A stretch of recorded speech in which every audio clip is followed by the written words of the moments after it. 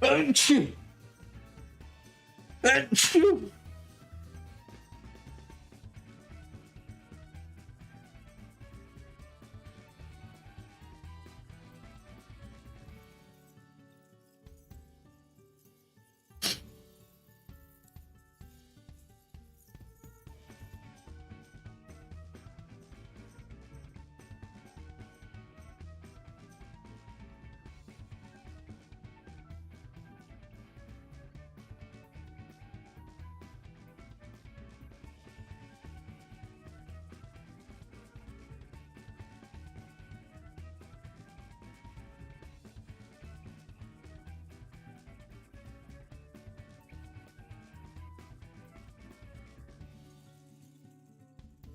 Okie doke.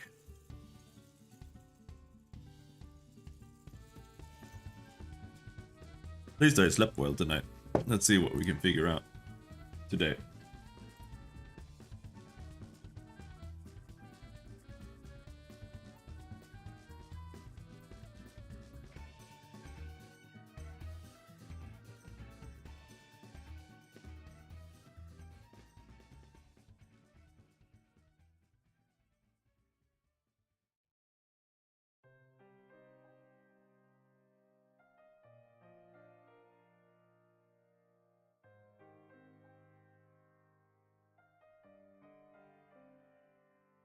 I can remember where we left off.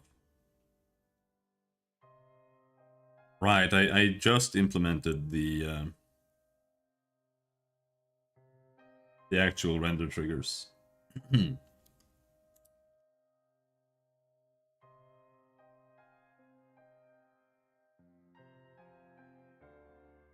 on. Hello, Keb. I'm just trying to figure out how to block people quickly in the new tweet deck. And it's fucking garbage. There. Bye-bye.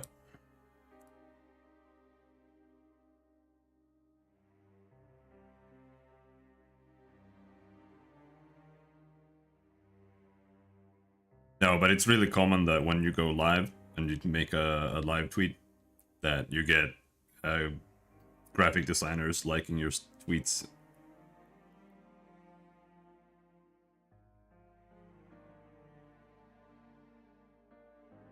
I don't know why they do that.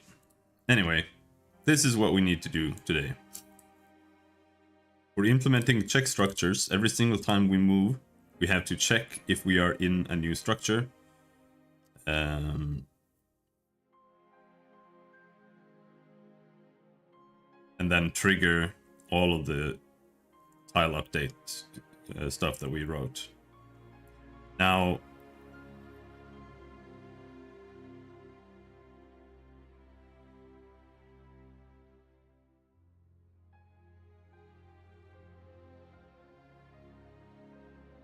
here,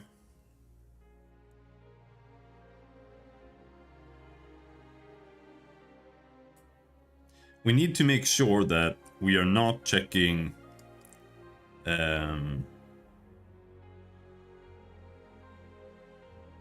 something that is out of or overshoots the index. Here, for example. But here I've already set current building. Be the new building number.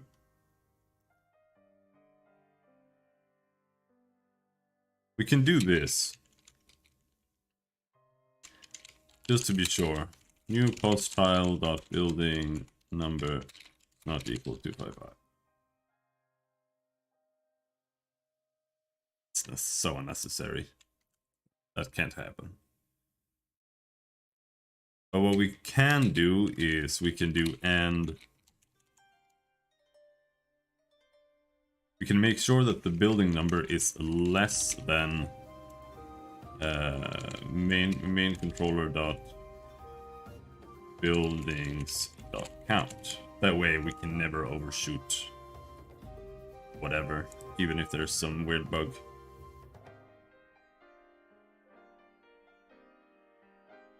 And then else if new post tile dot building number equals 255, then we check and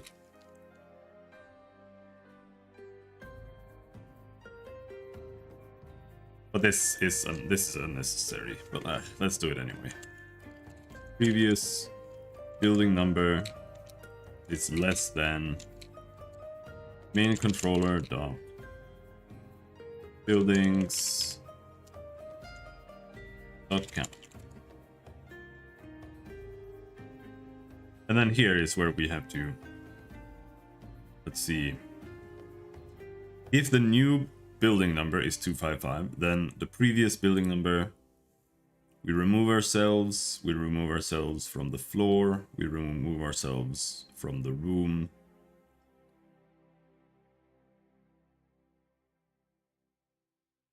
And then recheck building there. And then we need to set current building number equals new post tile building number. Current floor number equals new post tile floor number.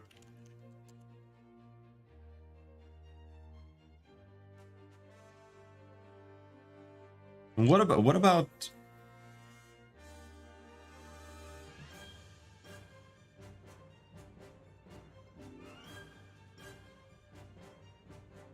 current rooms equals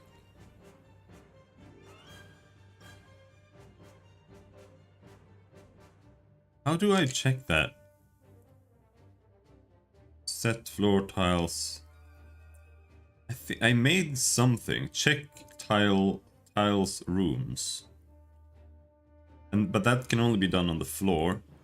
And if we are now outside, that means that current rooms should be just cleared. That.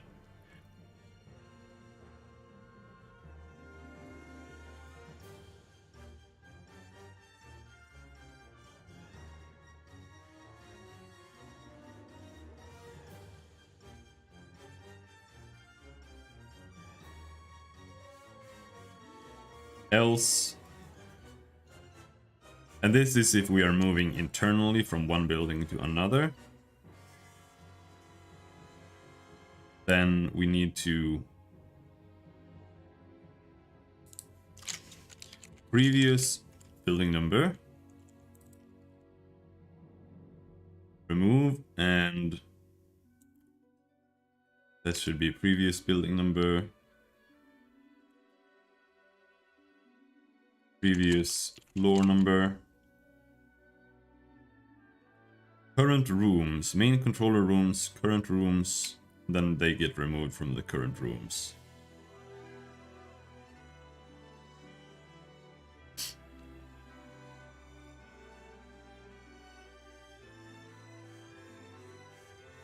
And then previous building number, recheck.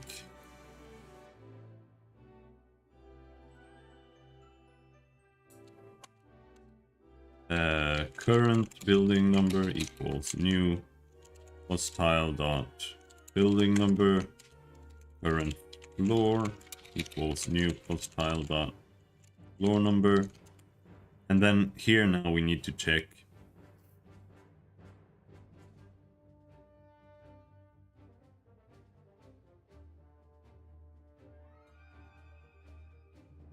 we don't need to check anything. All we need to do is just say current rooms equals new hostile dot rooms.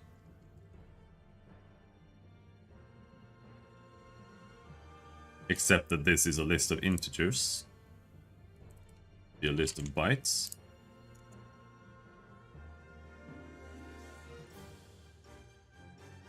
And then we have check tile rooms here. Current rooms.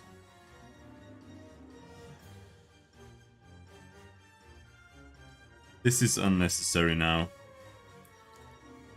New post tile dot rooms.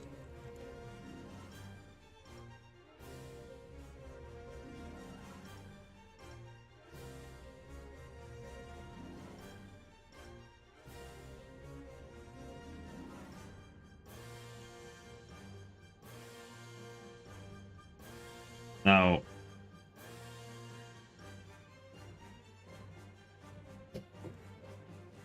The tricky part is going to be how to determine if we enter a new room.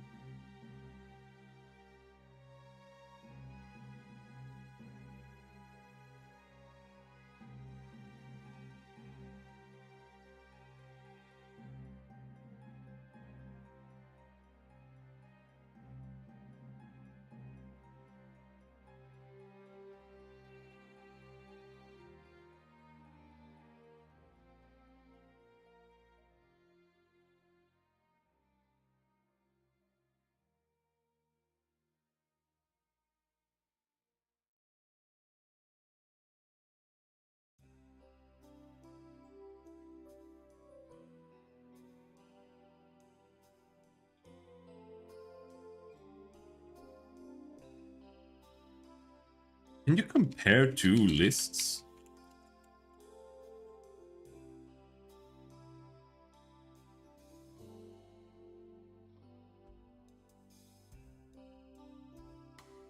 Equals.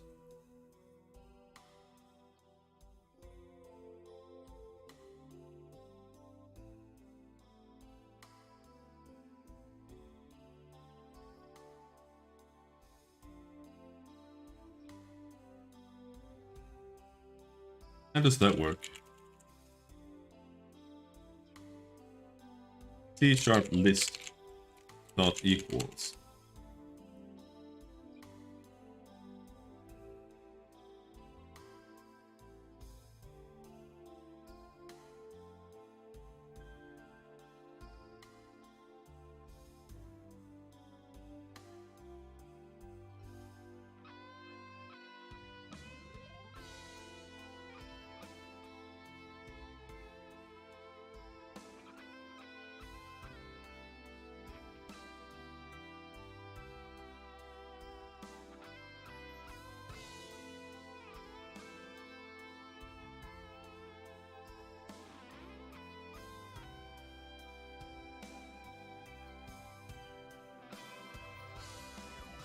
Use sequence equal to check for sequence equality, because equals method checks for reference equality. Or if you don't care about elements order, use enumerable.all method.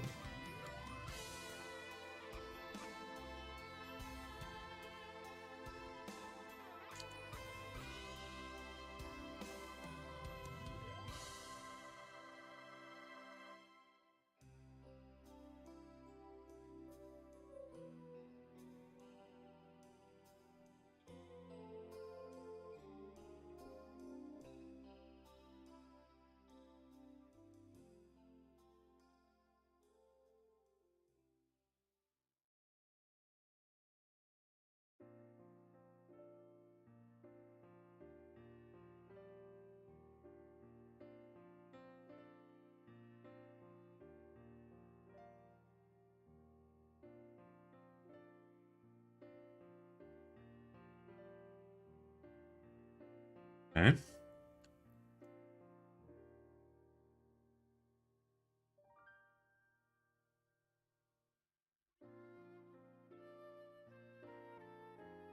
So we can use equals. So we don't need to make super annoying things here. But at the same time,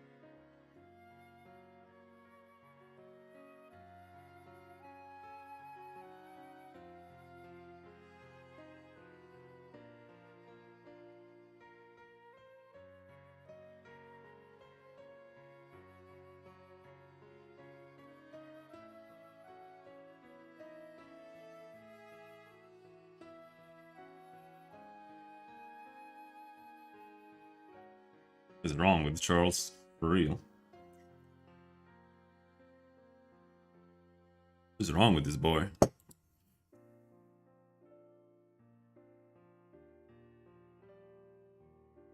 Anyhow, we were over here.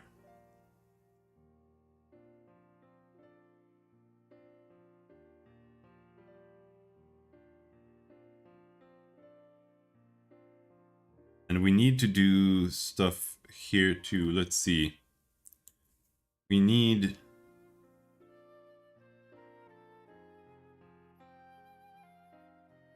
this.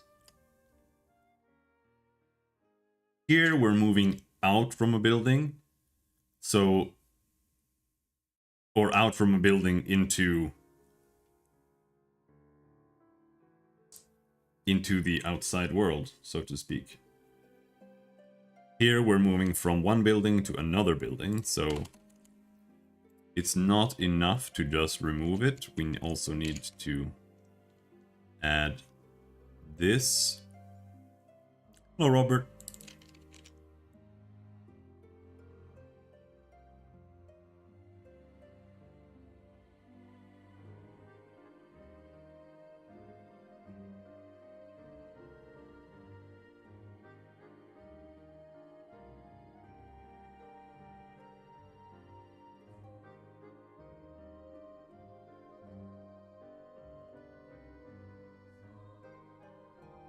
Now, it gets a little bit weird in the code, but it doesn't matter as long as it works.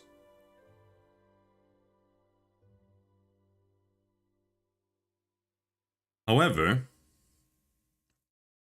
here I'm adding myself to 2 rooms. And we can't do that. We have to...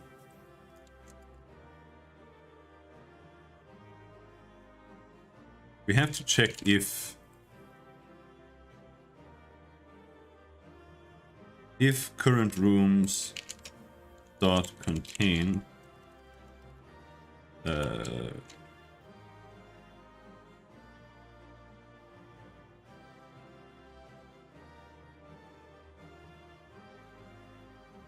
have to check if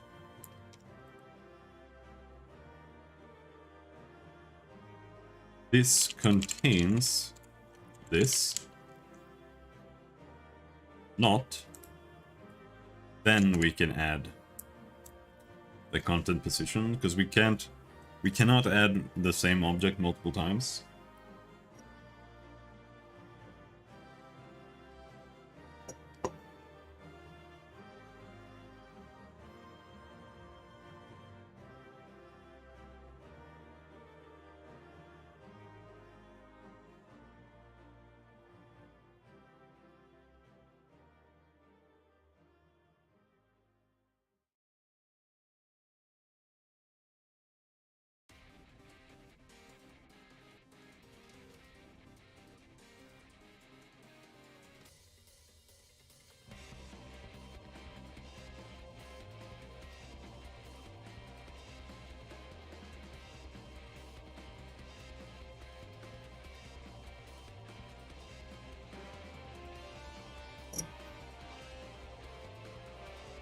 This unnecessary.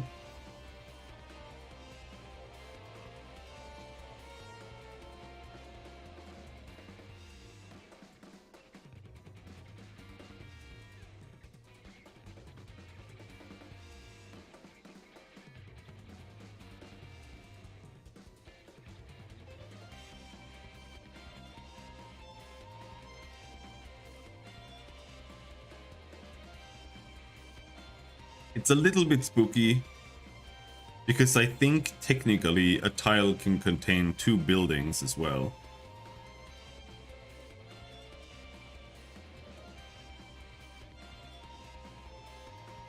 And I'm gonna be a bit sad if I get to that point.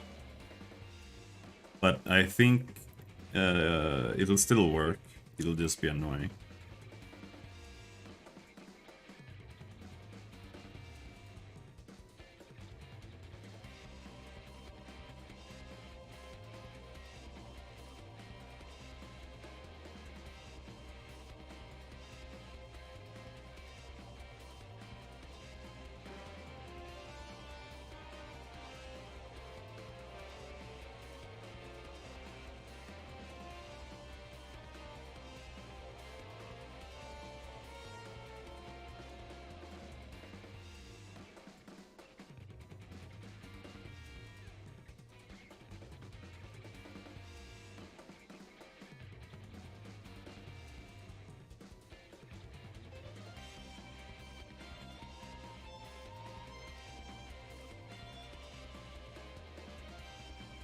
Hmm.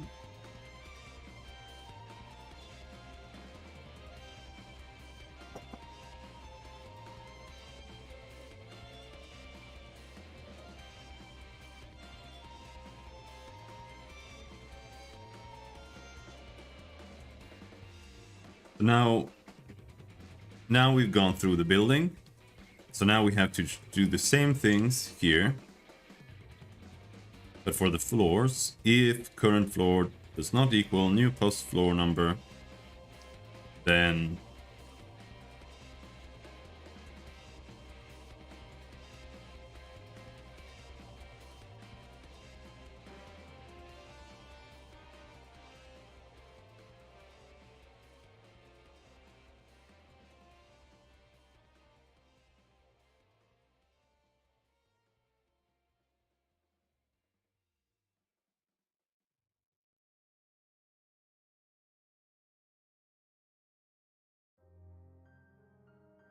we need to remove ourselves from the floor, the previous floor, previous building number.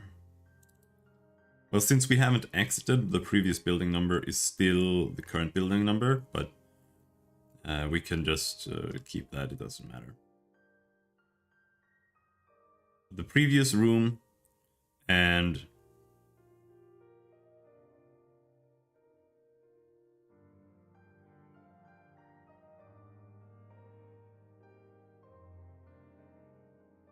our current rooms, that means the previous rooms, we remove those from the old stuff, and then current building number, we have not changed that, so we need to add this.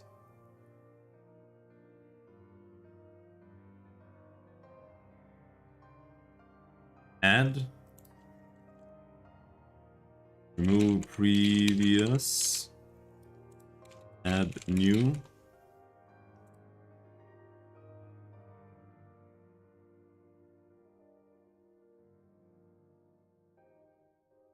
But before we add new, let's set these things.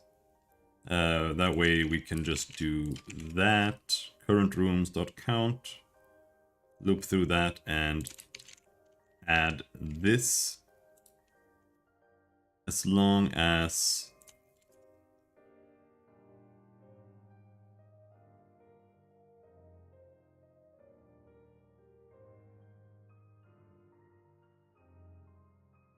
does not contain it.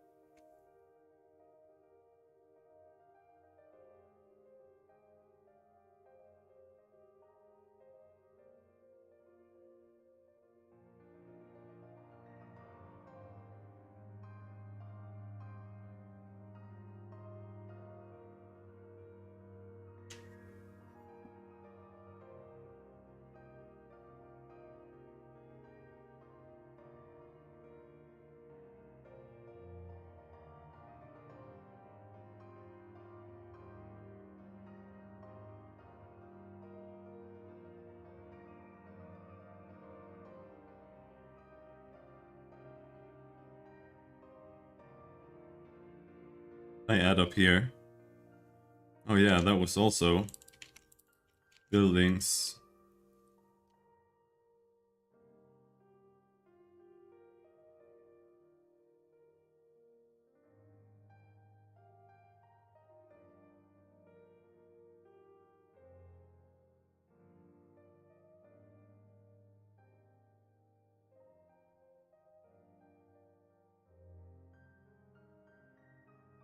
I don't know if I should bother doing all of that.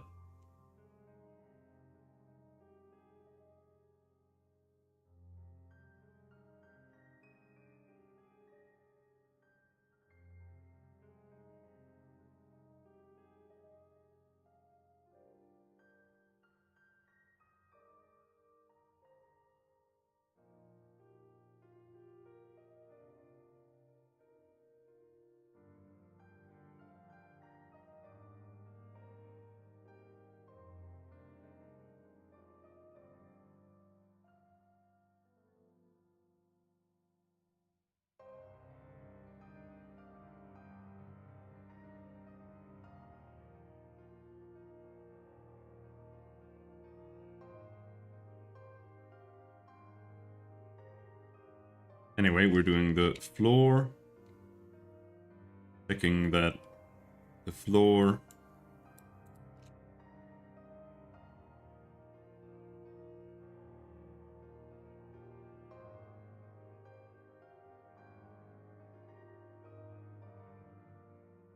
There.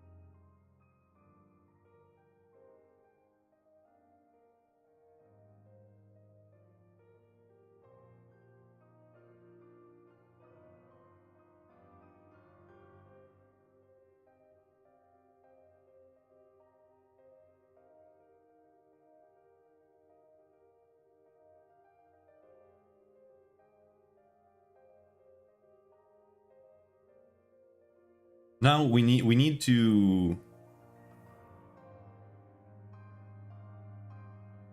we need to also implement this, the focused Z level. We can go and do that right away. Let's see. If we go to test tile controller mesh, what we're gonna do is we're gonna just find update.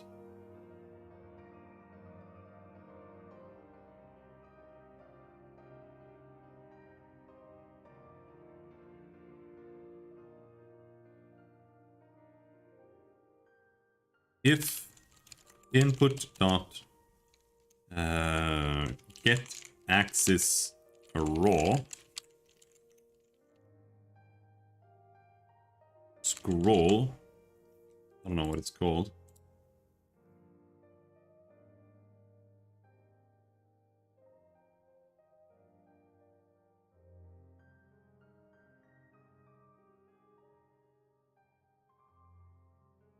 I don't have it.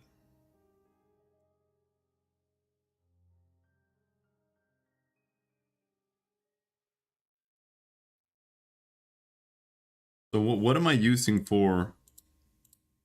I mean, I am using the scroll wheel in level editor.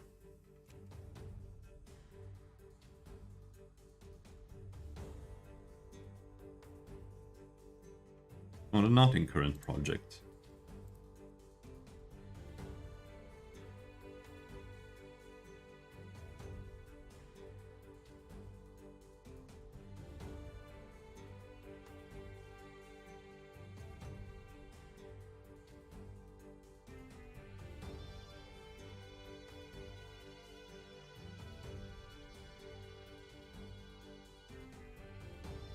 Not here. Wait, how do I do this?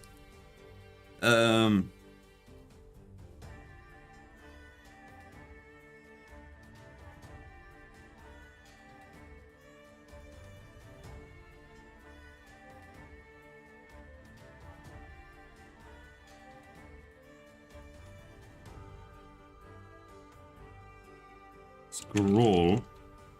Input mouse scroll delta Y. That's what we're checking.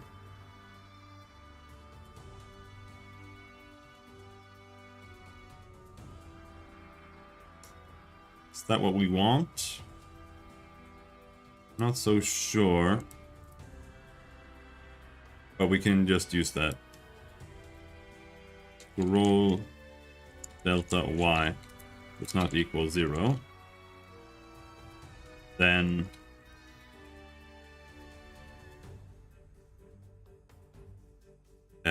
what we're gonna say is focused Z level plus equals input.mouse scroll delta.y. I wish you could just get the sign like this. Just type sign at the end there. Any variable. Mathf.sign.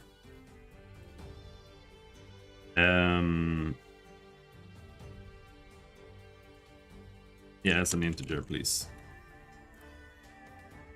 And what we're gonna do is we're gonna write if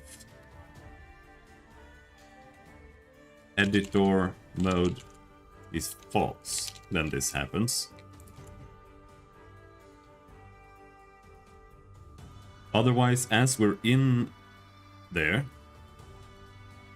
we have an input.scroll delta here. And here we have all kinds of shit.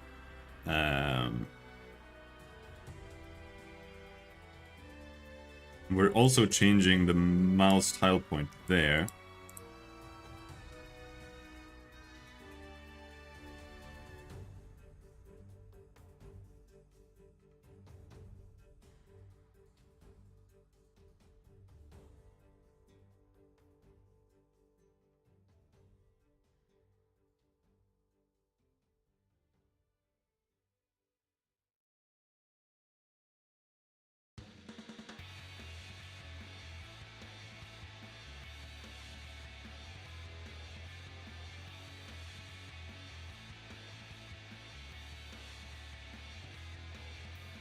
Oh, this is so that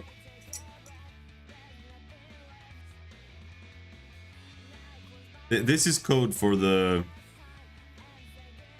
prefab editor, so that you can scroll inside there and it doesn't affect the main controller.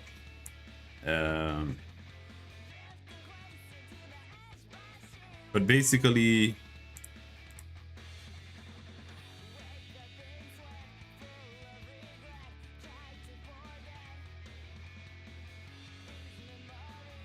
if breakout is false, then main controller.mouse tile point gets set to that.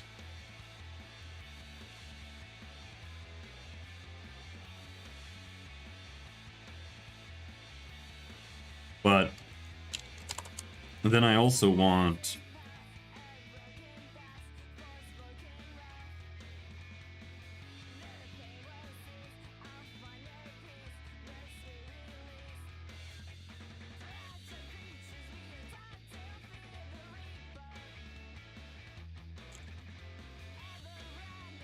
editor main controller dot focused Z level equals main controller dot mouse tile point dot Z. Yes.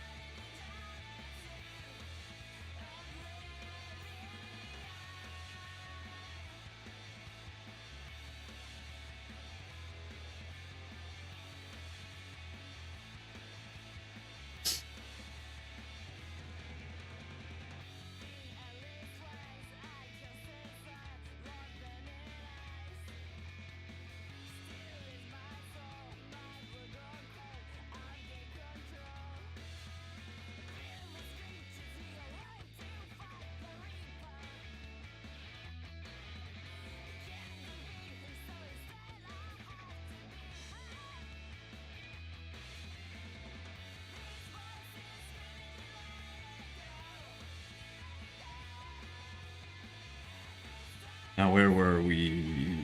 In here.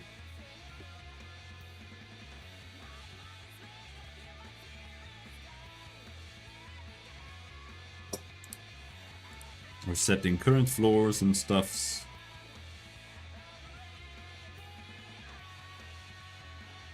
What happens if we run it right now? We can't because there are errors. Check tile room. What is happening?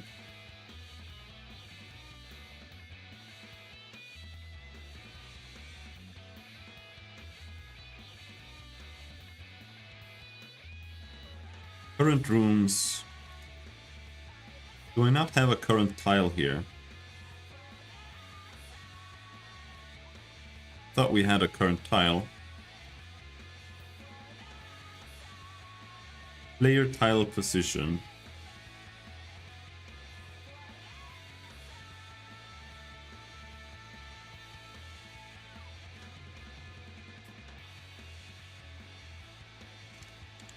Yeah, just replace this with tile matrix. Room numbers.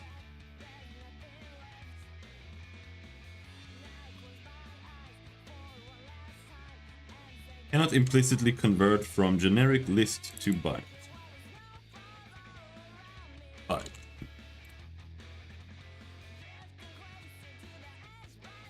Now let's see when it crashes.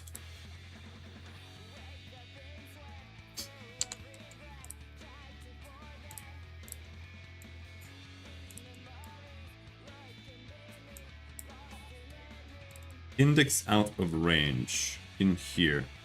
Still.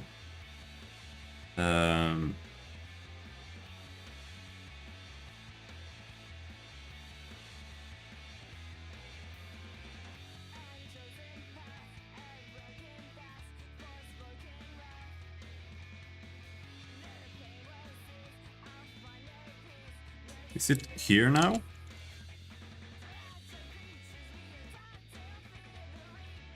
Or are we still index out of ranging up there?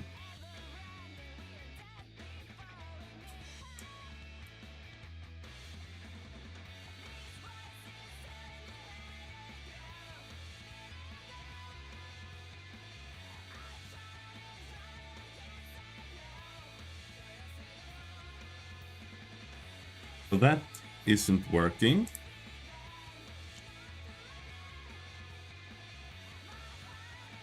But it's not crashing.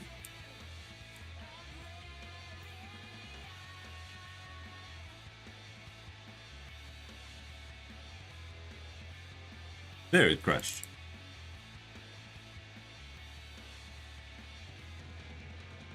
Here. Why would it crash here?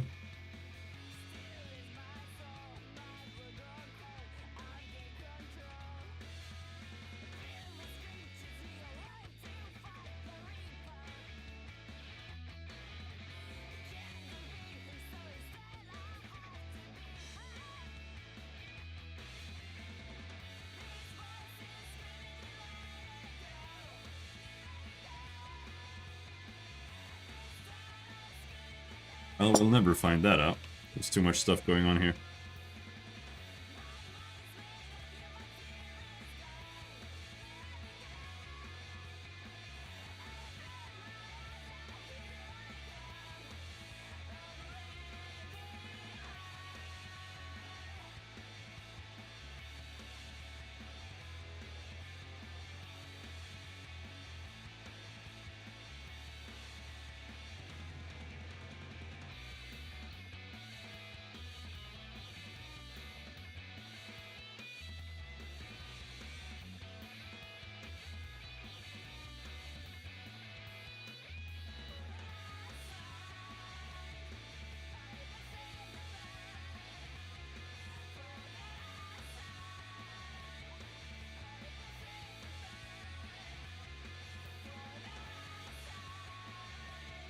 However,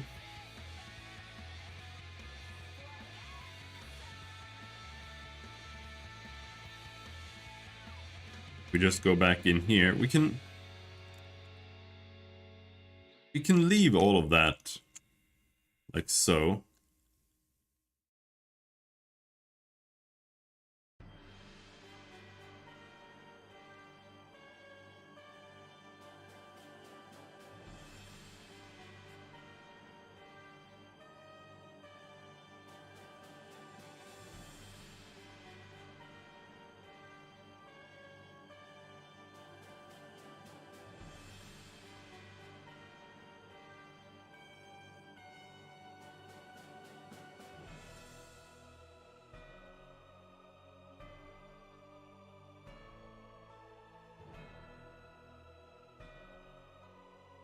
And see what it says.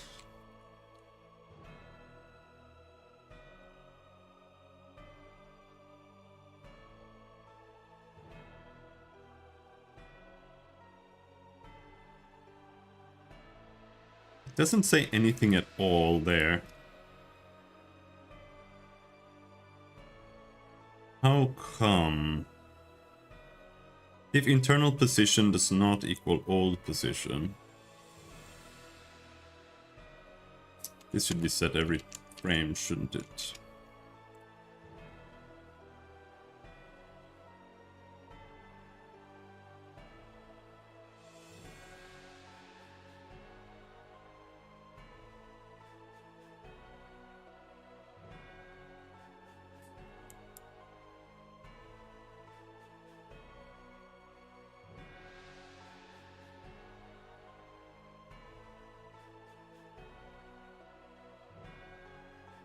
That's really odd.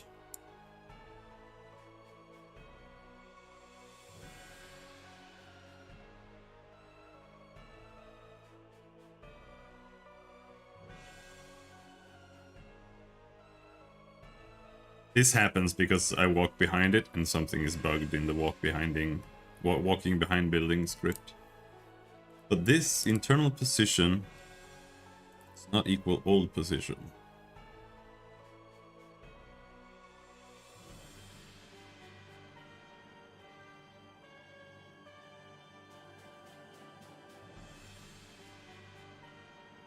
Oh, wait, I think I know what's going on. Or do I? Not really. Check structures.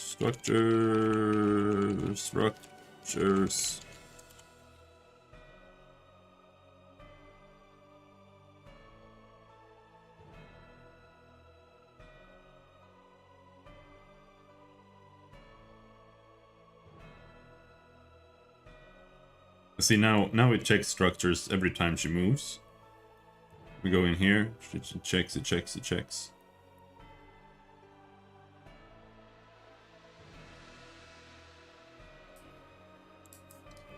So then let's expand that into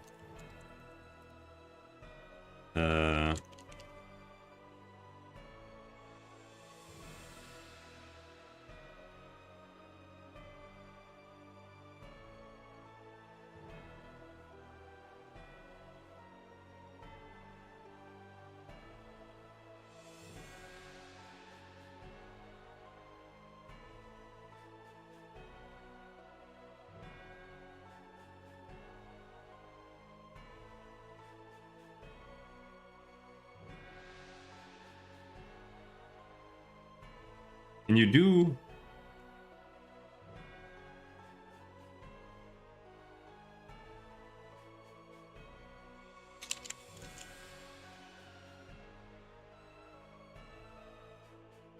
current rooms to string?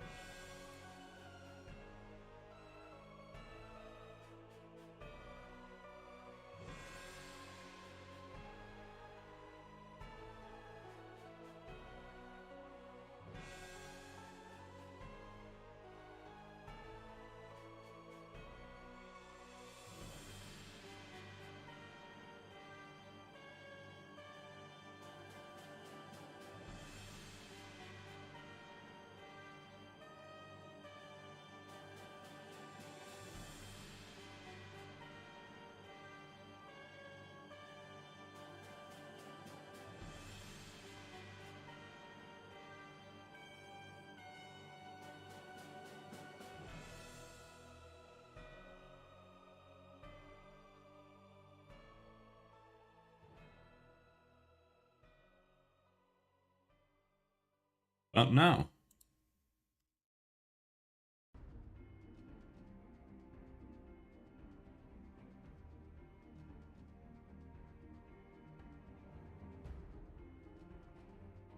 Rooms 255. I'm a little bit worried about that. But now it says building number 0, floor 0, room 0. Now it's not saying anything. Okay, now, there we go.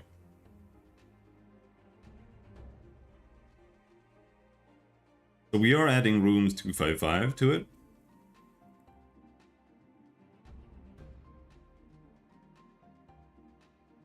And this means that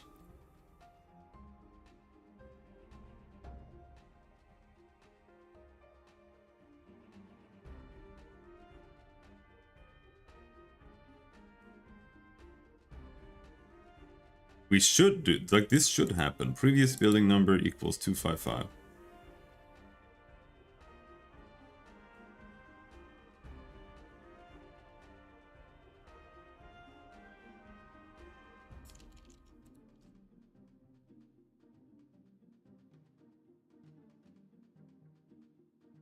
So that should trigger at least.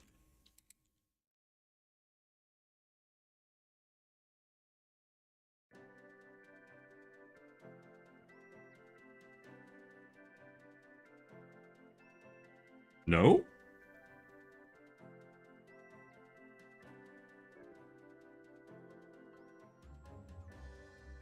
Have I done something super stupid here?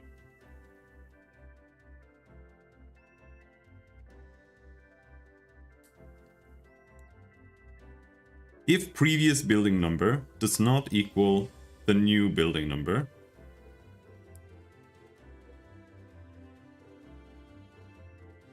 is the tile position not updated here or something? Because this is where we set the internal position, right?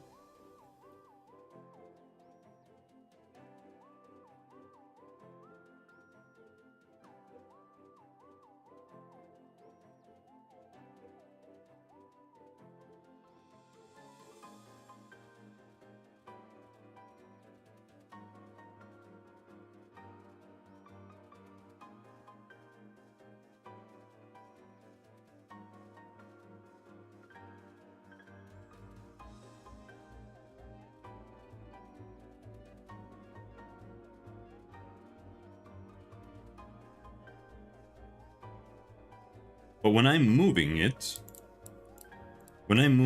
with the object selection tool, I am altering its internal position. So it doesn't need to be updated in there, because I'm already updating it here.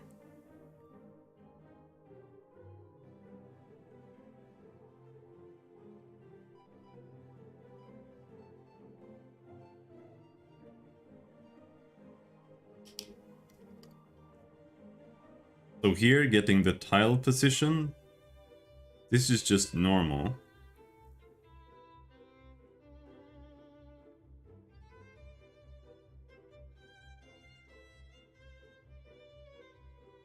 What is going on here?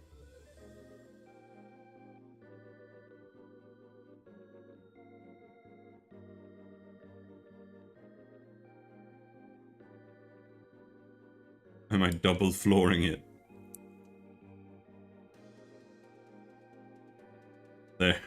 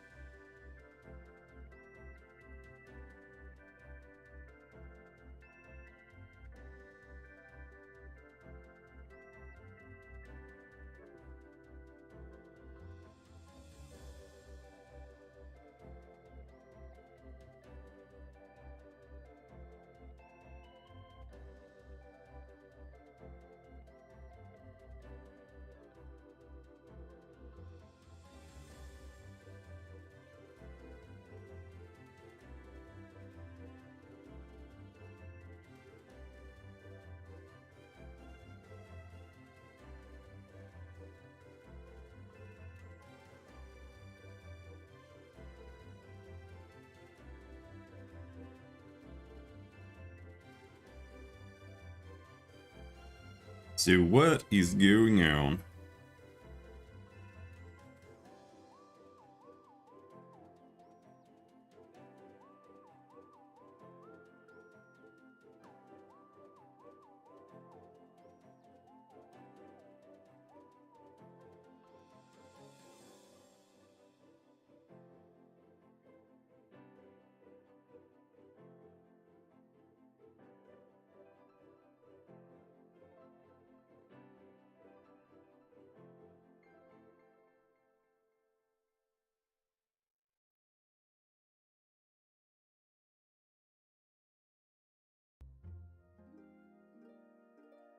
Am I setting this somewhere else? Like the current building number? I think so.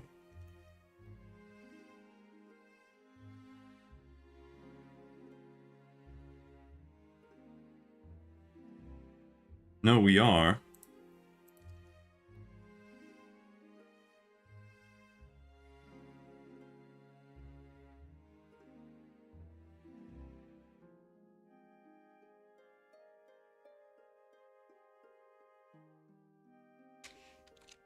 Think here.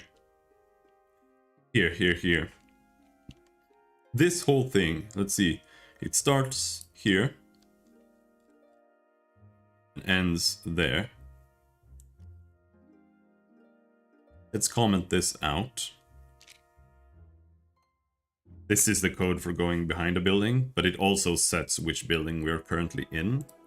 But I'm setting that somewhere else now.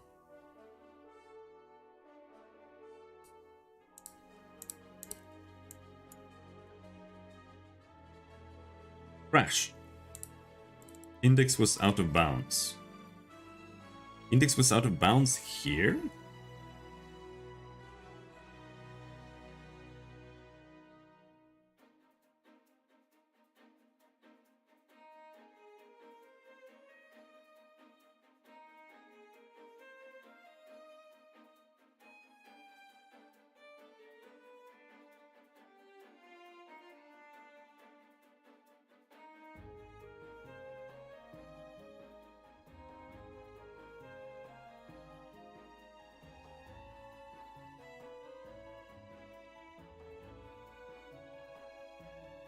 Let's see.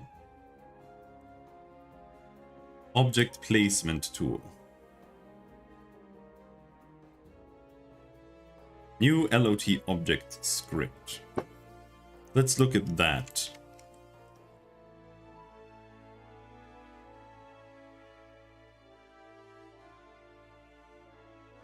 Does this not have a constructor? Good.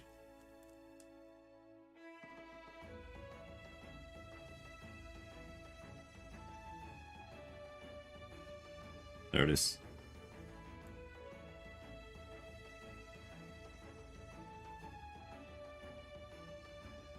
Gonna pull those and put it above here, the update. So when I place it, object selection to object placement tool, it's using the internal position object data variant here. And that means that we are now setting internal position there. But we should also set old position equals internal position.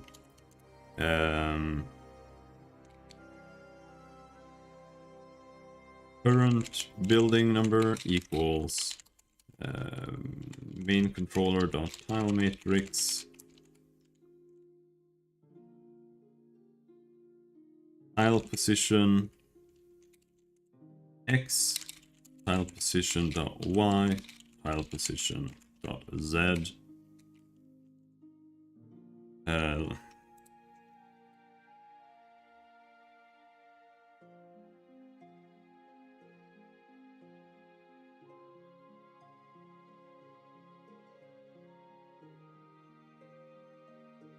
dot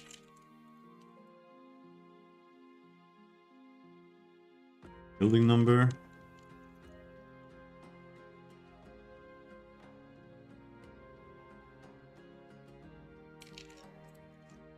current floor number equals floor number. Current rooms equals room numbers.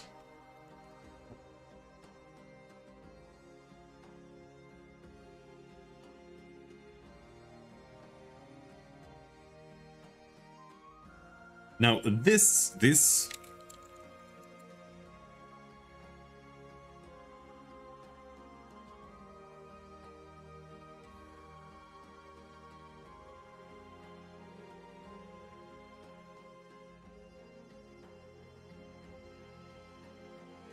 yeah.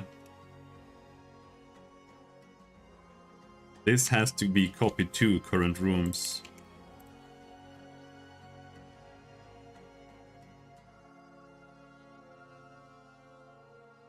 But this copies to an array?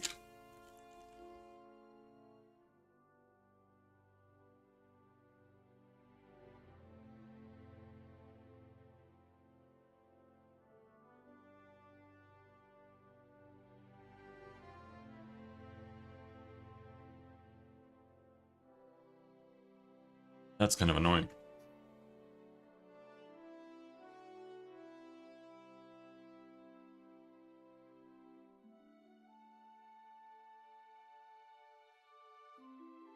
But you can do this like two array. You can do two array, and that means that this returns an array, and then I think you can do like new list byte and then do that.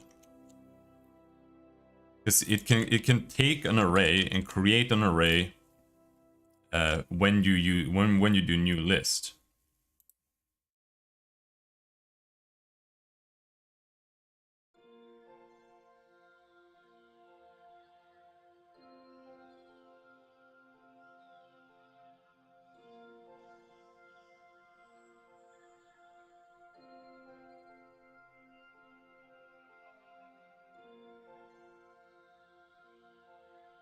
Because otherwise lists are a reference type.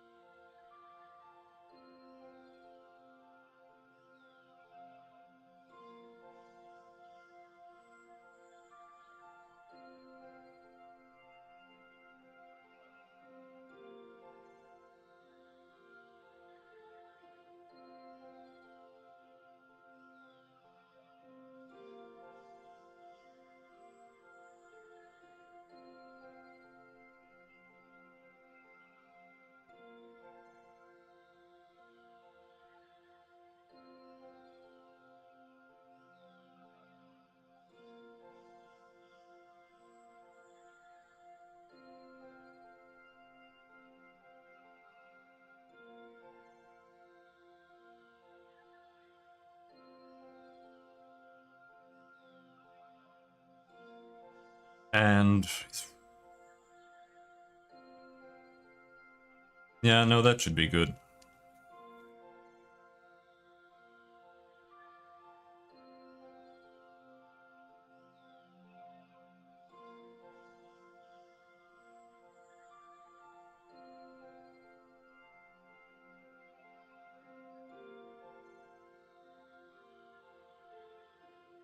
Index was out of range. Where now? It did say move to new building 0 and 1. So it did actually wait, what? Moved into building 1. Moved to new building, moved into building 1. So it went into here and then it went into there and it was like, no, that's not the one. Then it went into here?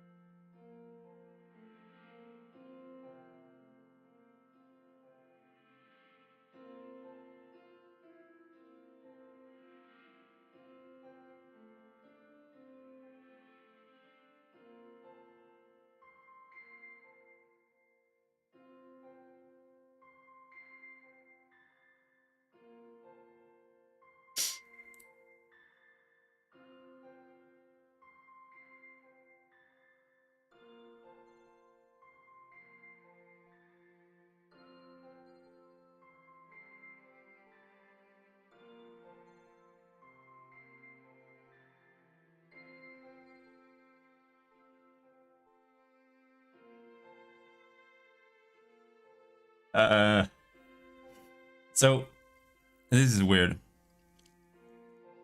Why would it go in here?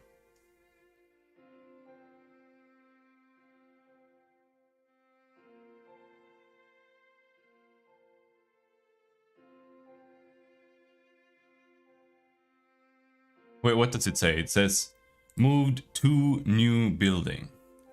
So it went in here.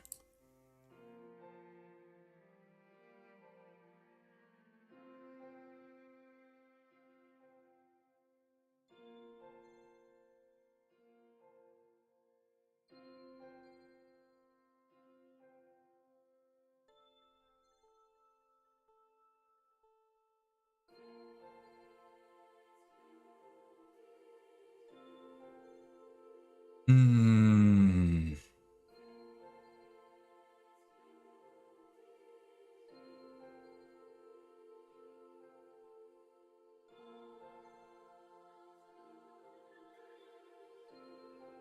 What is going on?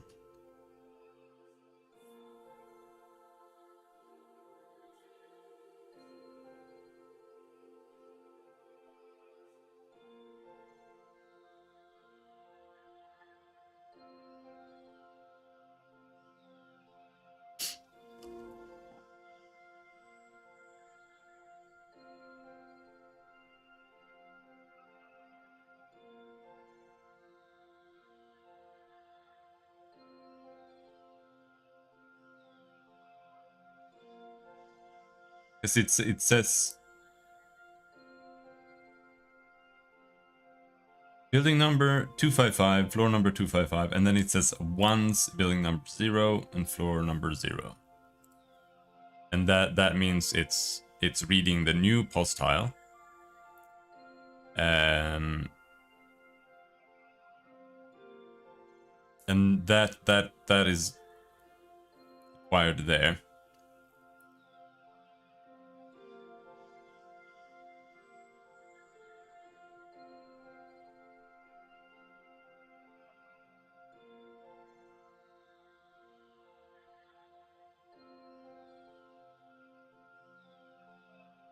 If previous building number equals 255.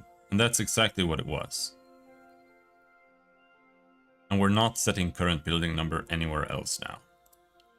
And new post tile building number is less than...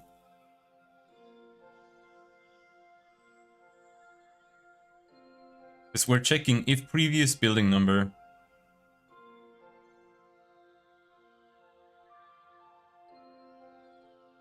The building number is 0. And we're checking if it's less than main controller.buildings.count.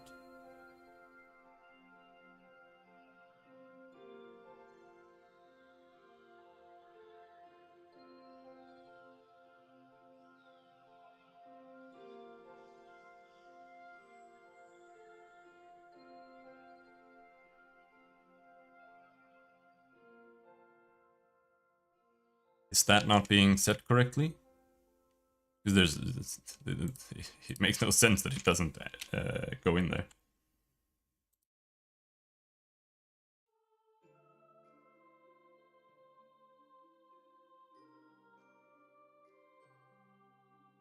Buildings.count is 0. Oh, for fuck's sake. So... Oh, right. Yeah, I know why. I know why.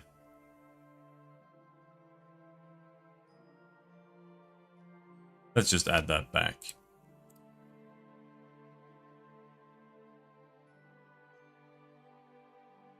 Let's see. Open level. Here in open level, we have a room check there that I got rid of. Because I don't want to do room check there, but I'm not saving the structures yet. Though they need to be saved and loaded in properly, otherwise we won't have any buildings.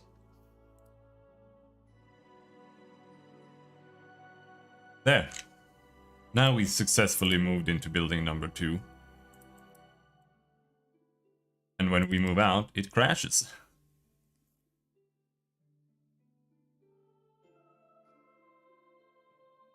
And that's gonna be... Now it says moved into building.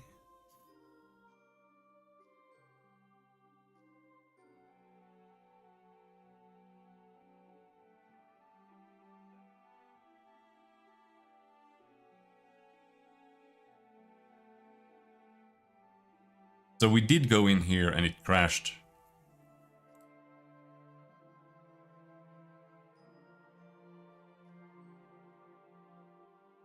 And what is the reason for that? Is it because it called recheck building?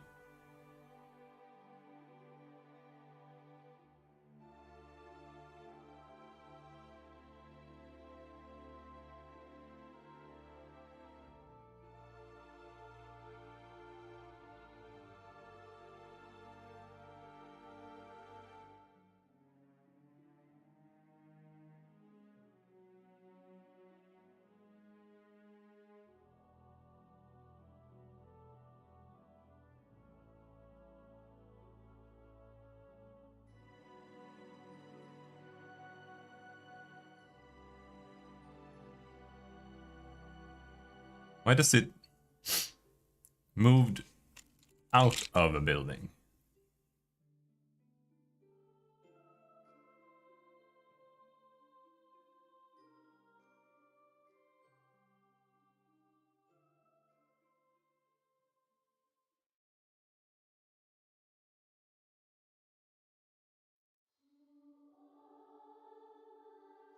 Is it this recheck building?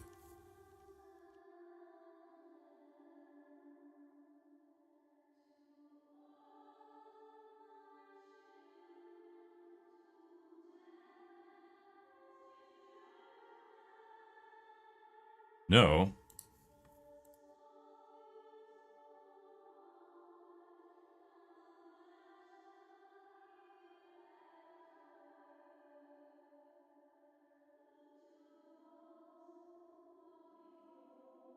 There it is.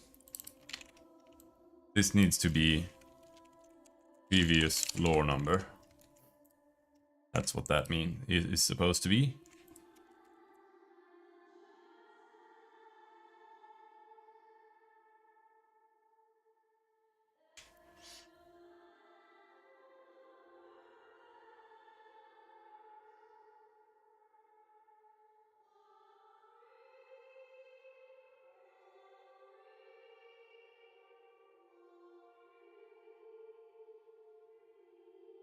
Now we can move in and out of the building.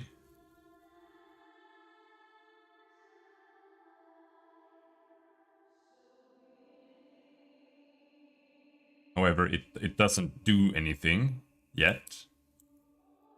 For some reason. It's kind of weird.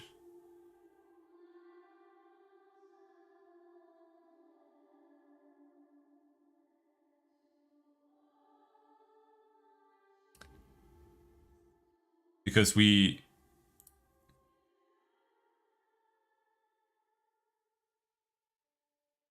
Set screen status texture. The set screen status texture is completely eradicated.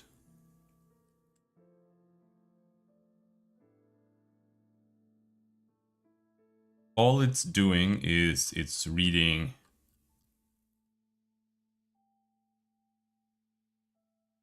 it just reads the tiles here, temp tile dot current state.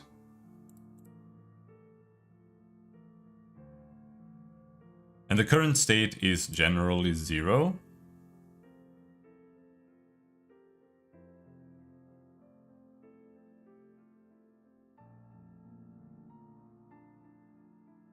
But now it should absolutely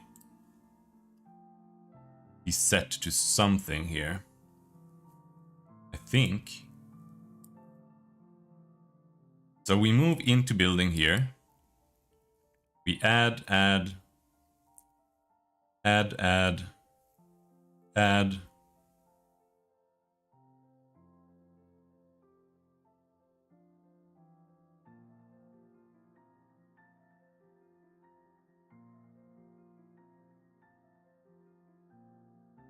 And then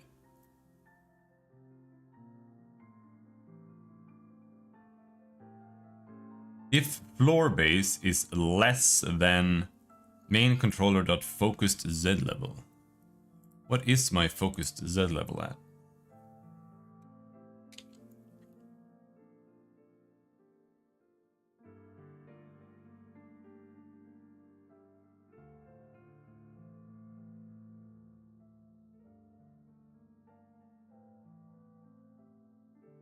Focused Z level.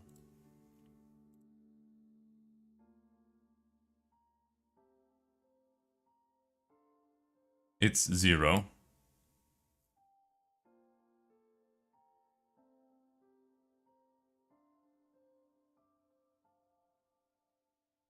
Where'd it go? There. 8, 8, 8, 2, 0.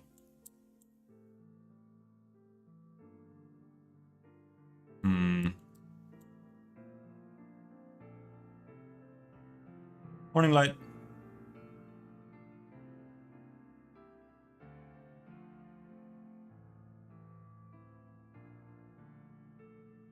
So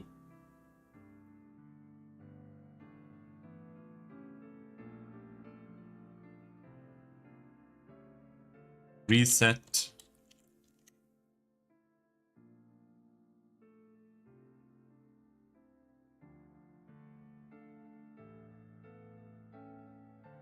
Current building number.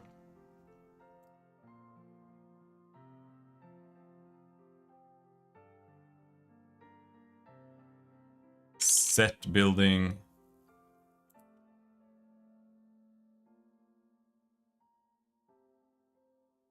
Hide building. Let's see what it thinks it's doing.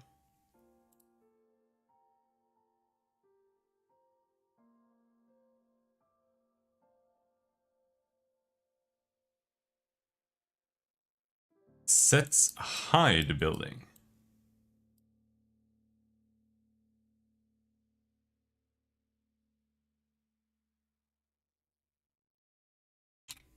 Hide building 0. Why would it set that?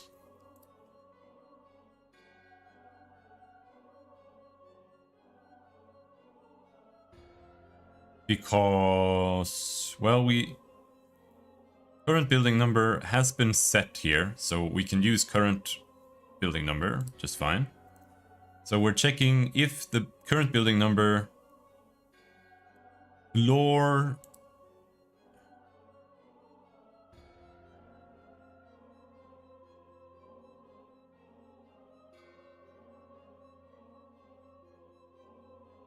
if the floor base is less than main controller.focused Z level.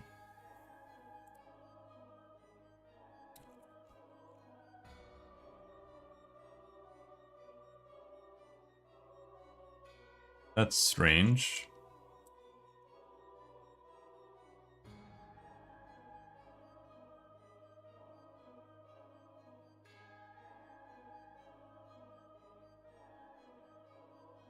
It's supposed to do this.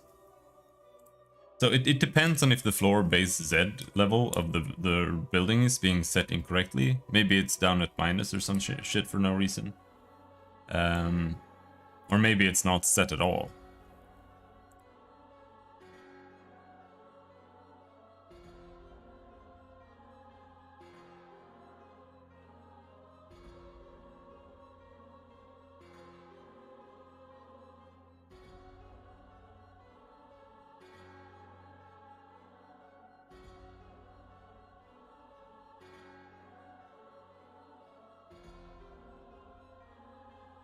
Floor base Z 0. Hide building.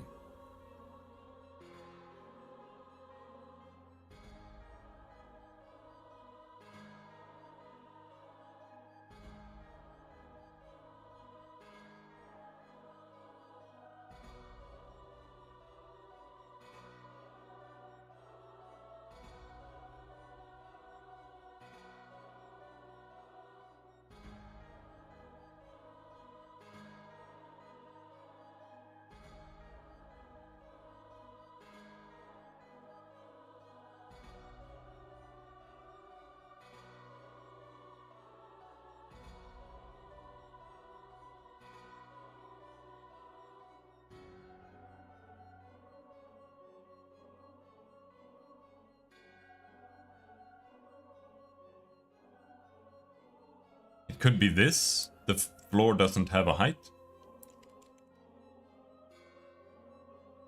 That's entirely possible.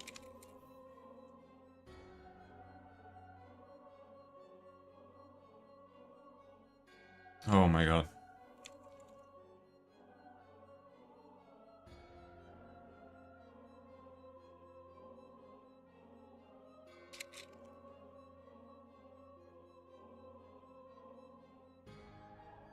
That would make sense.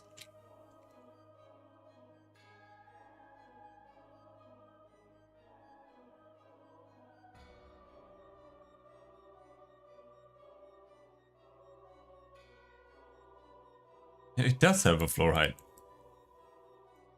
So now it makes no sense.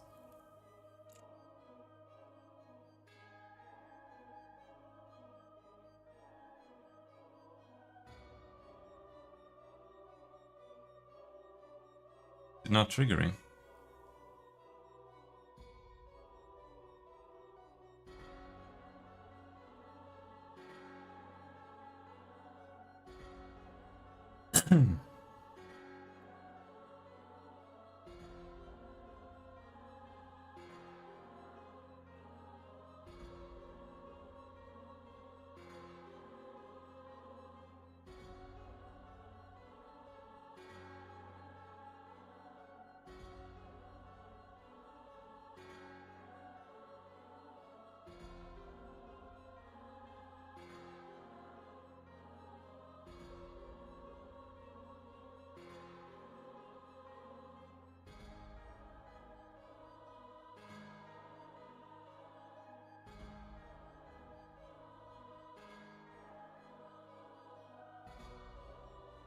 Oh, wait.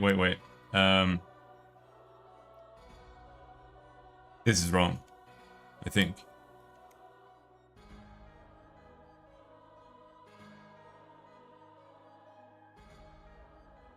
Is it?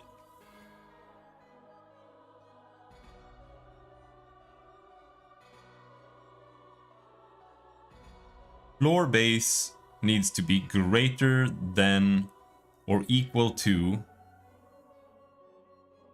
Yeah, no, the floor base should be less than. That's a very common issue I make. Doing the wrong greater than or lesser than thing. Super common. So now it's doing set building, but it's still not doing anything. It's very cool. Is it changing anything though? Render.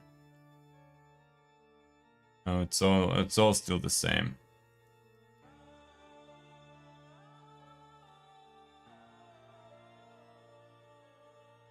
The roof though is incorrectly set, so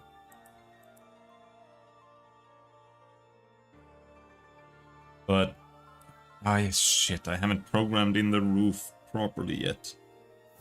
Oh, it's so annoying.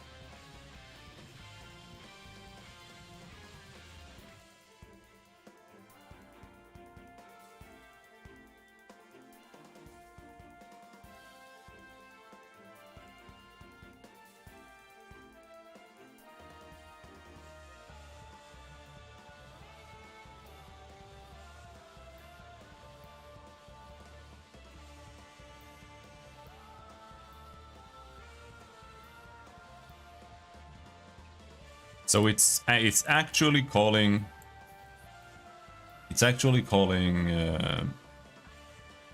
set floor tiles now here. And what do we have there? We iterate through the rooms and it sets the room tiles.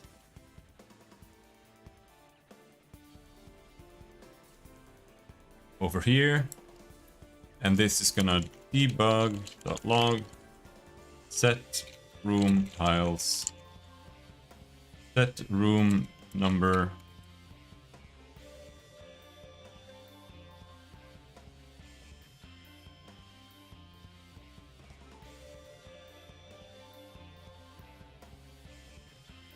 tiles,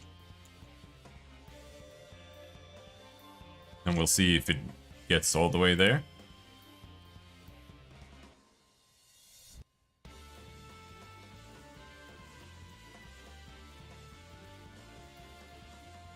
Set room number 0 tiles, it does.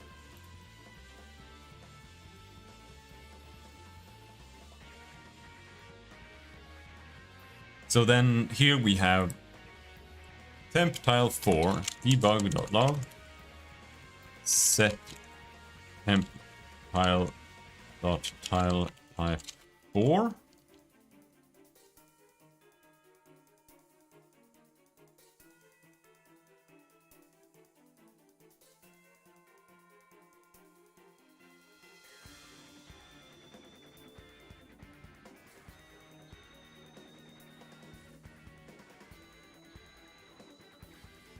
But it's not doing that.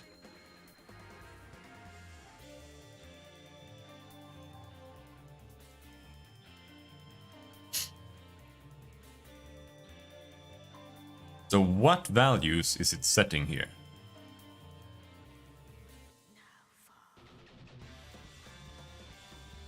I don't think we have set the bounds. We have bounds min and bounds max, but we have not generated those yet. I think that's what's happening.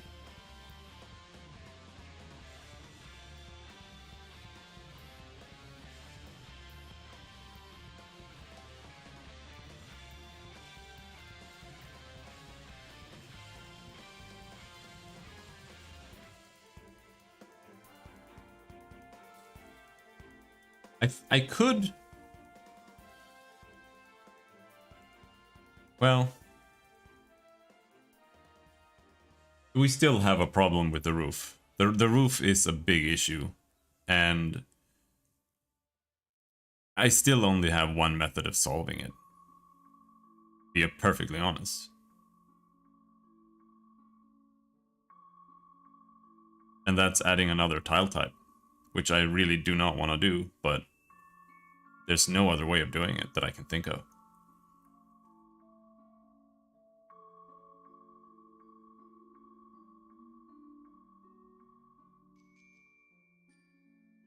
Because it needs to work the same way as the buildings. It needs to...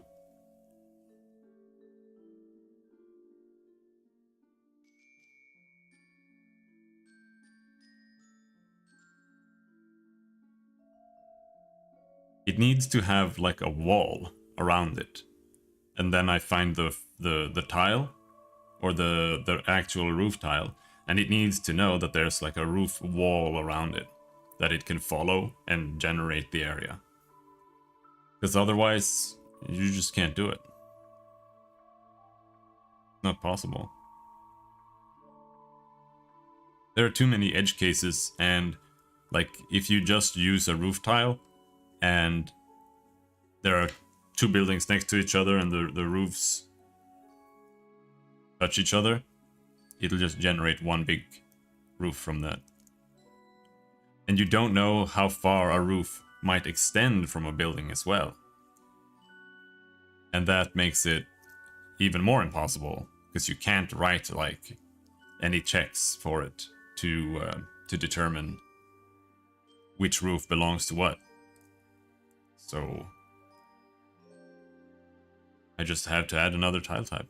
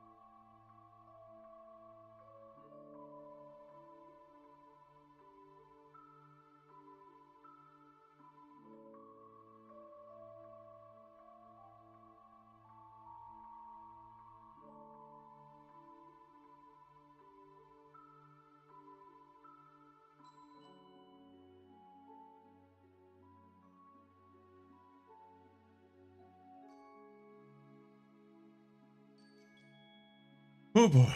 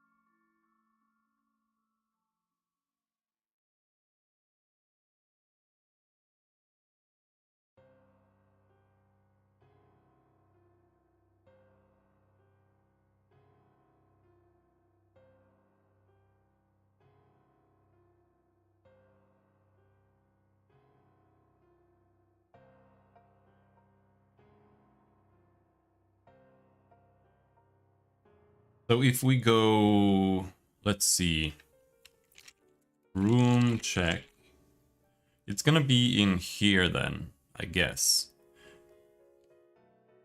It's a floor checker. The floor checker.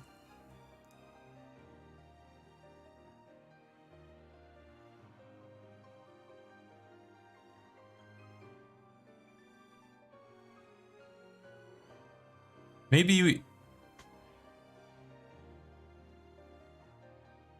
as this is all done, let's write another function and say public void set structure bounds. And what we're gonna do there is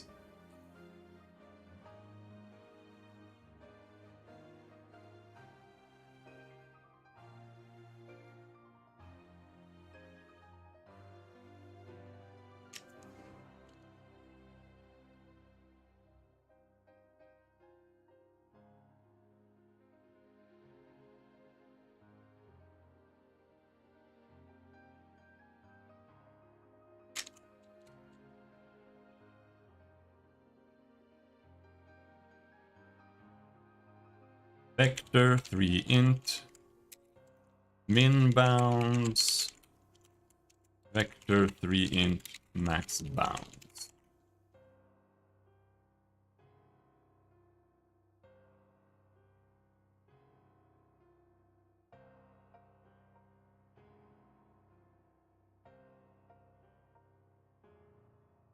And then we are going to for loop through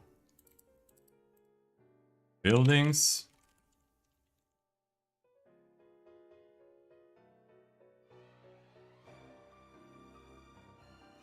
Or what we should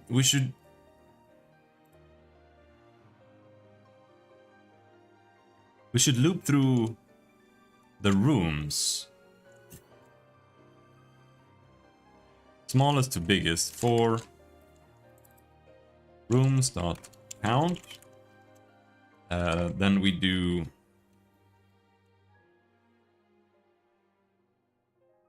for rooms I dot vertices dot count. It's gonna be a U, U, U, and then we're gonna say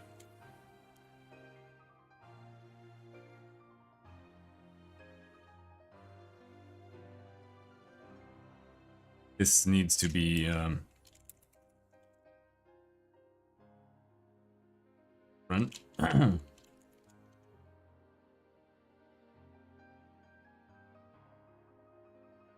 It's gonna say if min bounds dot x equals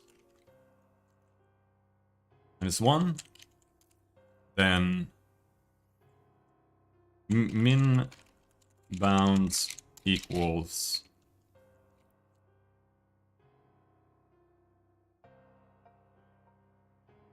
dot vertices.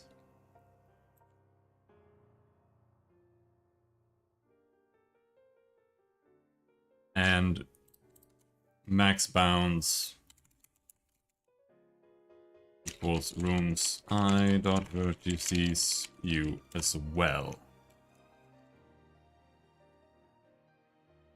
The vertices are all vector 3 ints. So now we've set the min bounds and the max bounds to the first value.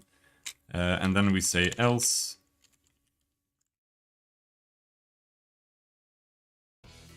if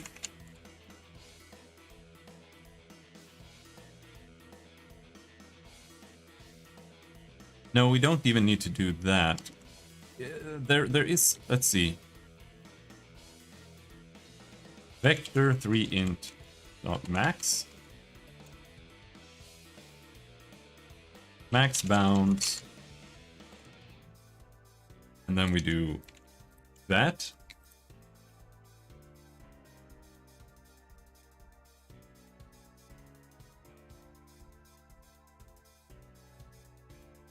And we do vector 3 int dot min bounds, and that again. Right?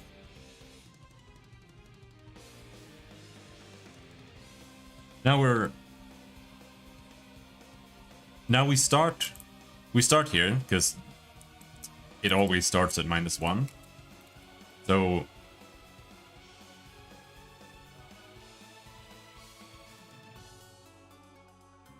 if it starts at -1, or if it is -1, honestly, you don't even need to do that. You can just do if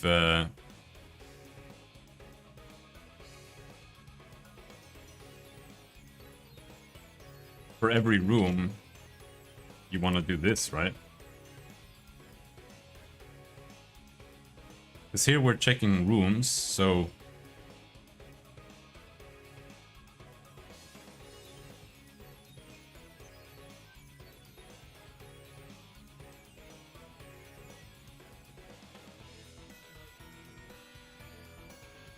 after that, we need to do rooms I dot.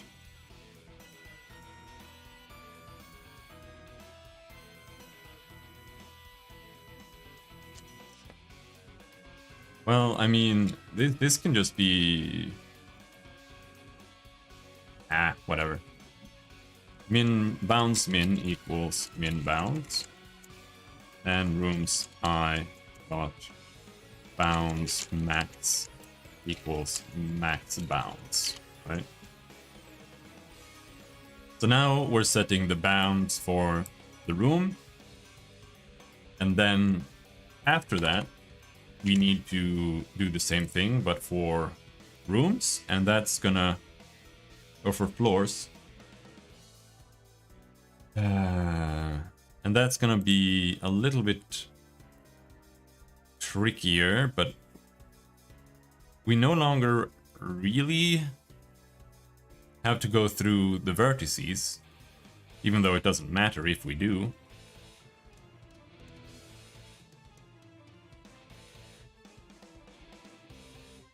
In fact,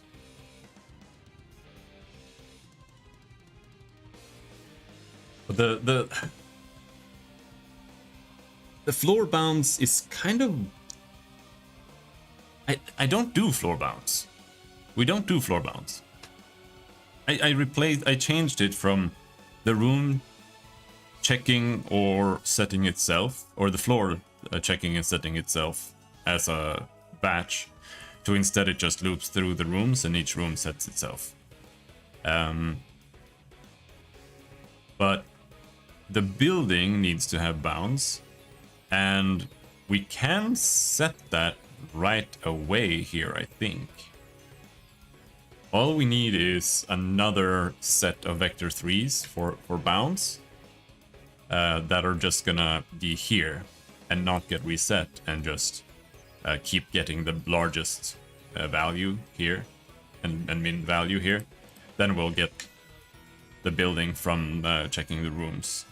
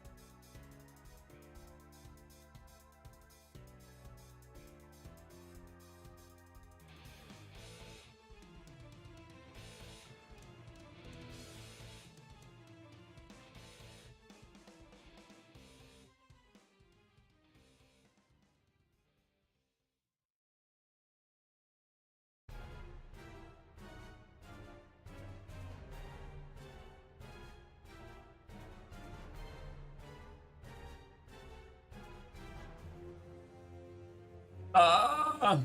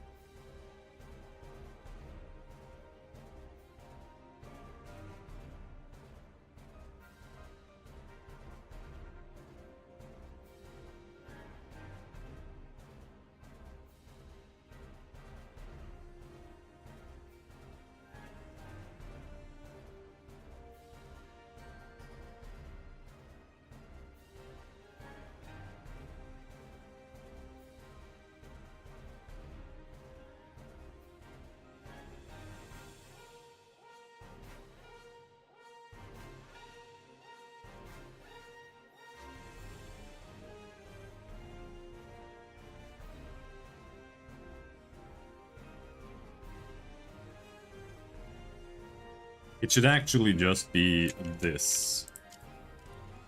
Only. No, it shouldn't. This should be set to min bounds, and this should be set to max bounds. Then this building in bounds, max bounds.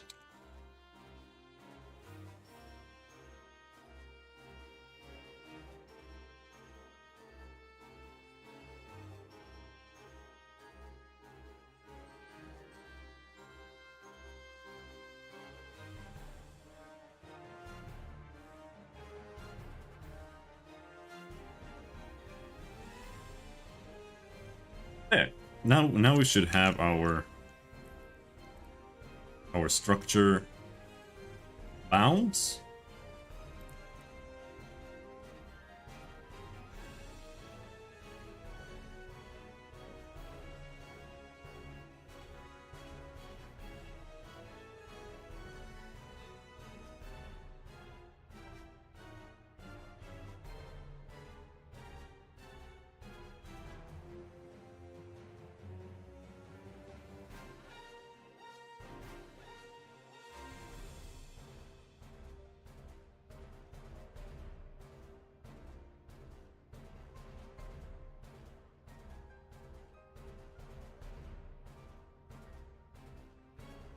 That we have not set the building yet.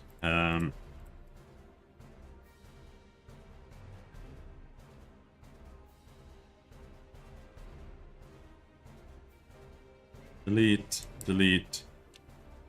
Down here we have to set c.buildings.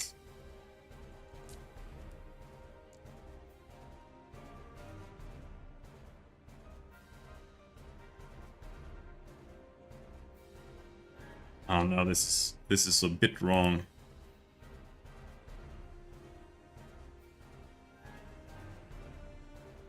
What we need to do here is we need to have a for loop for looping through the buildings. We need to do it that way. Buildings, count.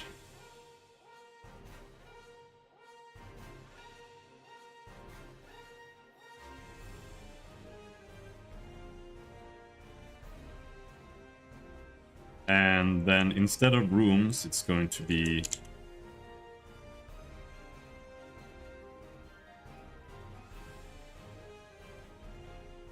c.buildings b.rooms.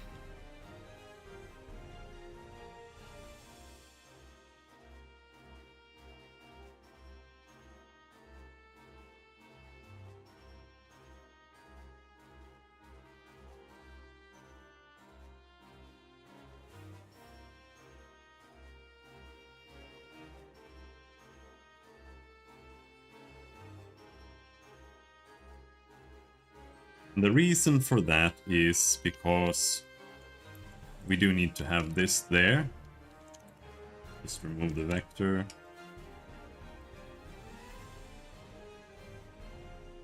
Like that. And then down here at the end of checking this building, that's where we set this.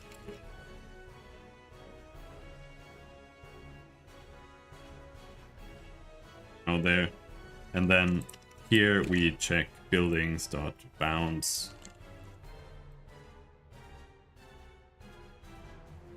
That's gonna be building min, building max.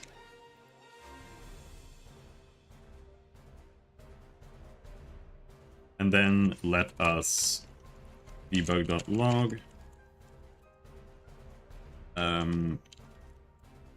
building plus b plus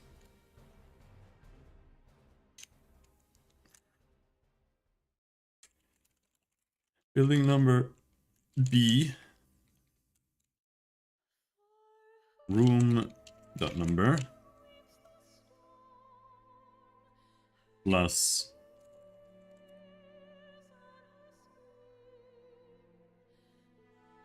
I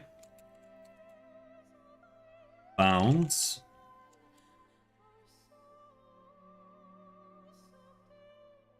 min max bounds plus min bounds plus slash plus max bounds. Oh.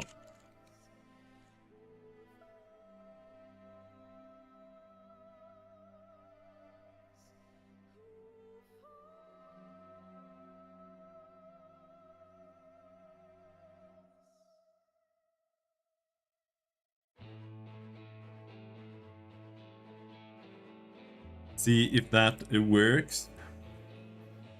No? This.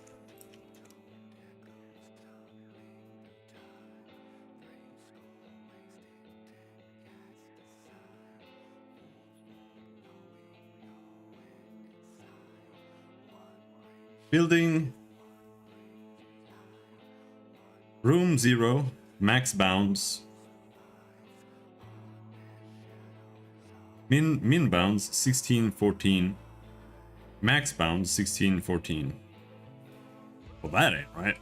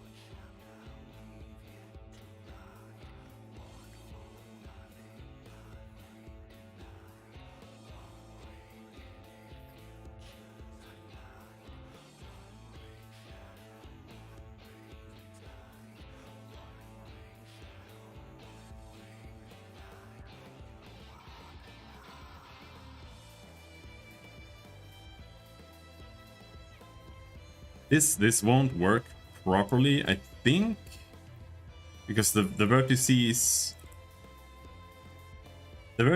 actually don't contain like a min-max Z value. It should actually just be a vector 2.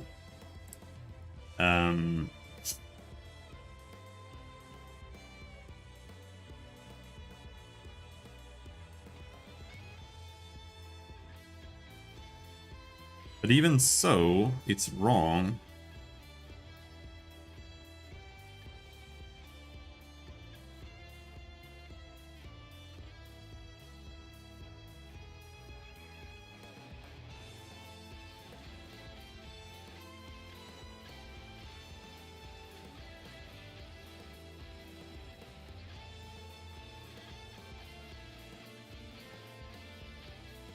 Does it only have one vertex?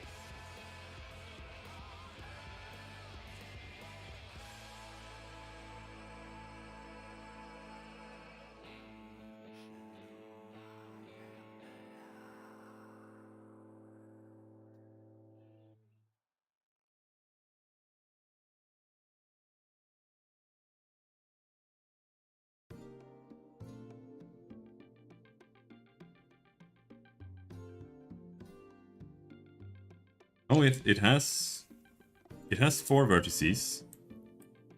Why is it being set to that?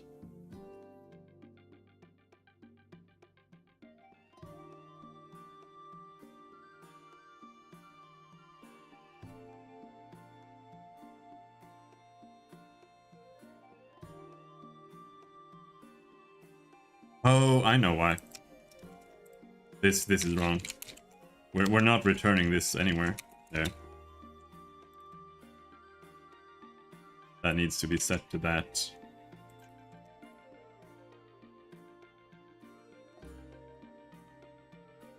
I don't even know why you can do that. It's just like kind of checking. Like why can you make a check like that returns something and then, well, it's because it's optional to return it because you might use the return as a check or something. But what about now?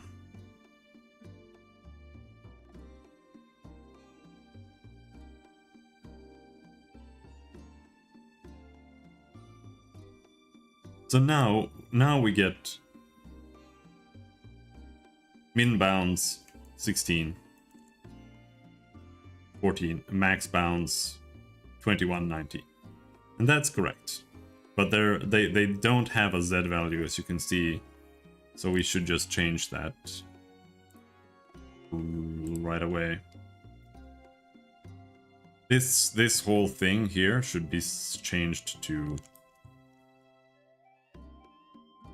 vector 3 should be replaced with vector 2.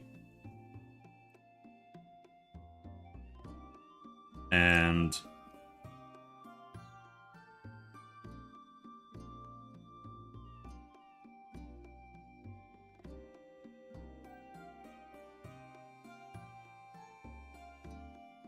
like that. The building, the rooms, this should all be set to 2, 2.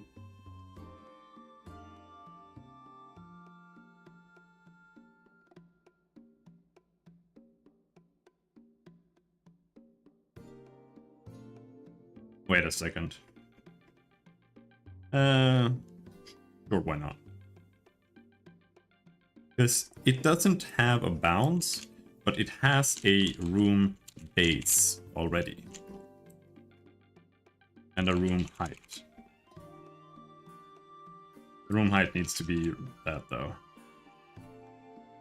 Because the room height is relative from the base.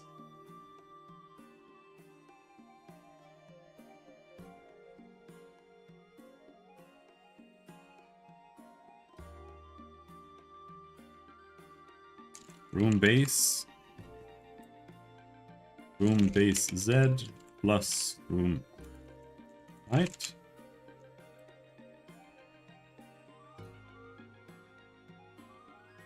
Room base Z. And like that.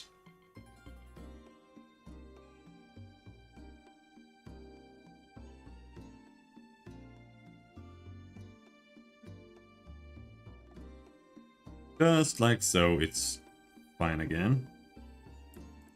Then we need to go to building. Same thing. But this time it's building base Z.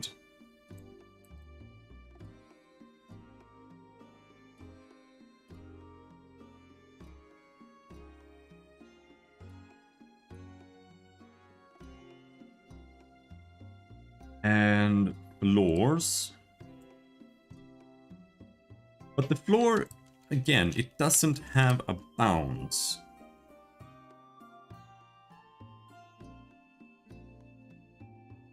Fine.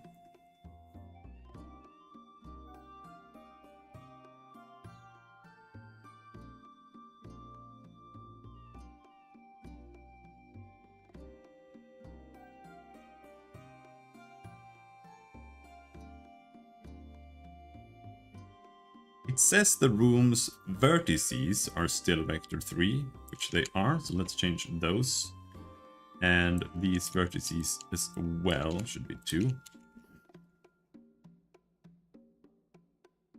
And the building vertices.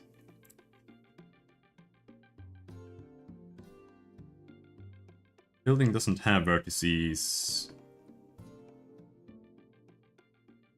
It doesn't need vertices, it has bounds, and that's fine.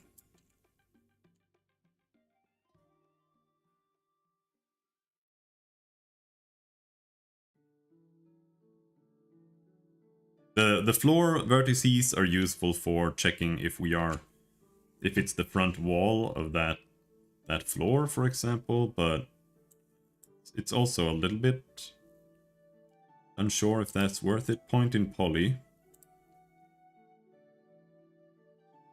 Point in poly also needs to change. Should also just take a vertex vector 2, because we already have the height there. And that's gonna generate a shit ton of errors. I think. Yep, 33 errors. Vector 2 int there.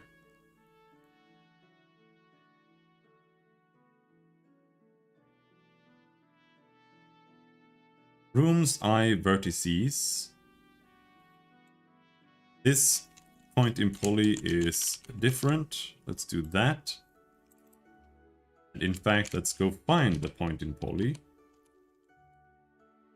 In controller, point in poly, and delete it.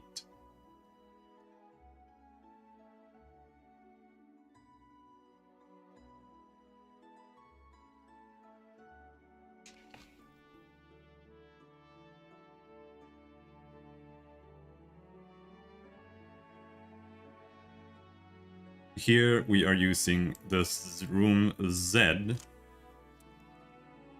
and that's gonna have to be room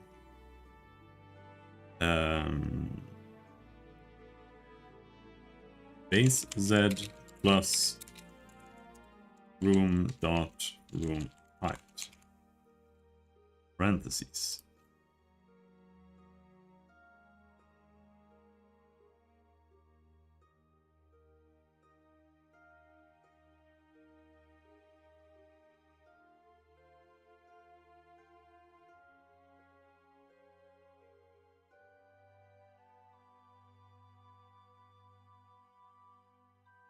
Is it? What's going on here?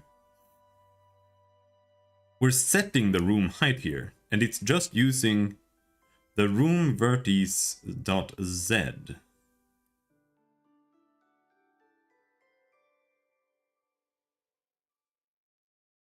So that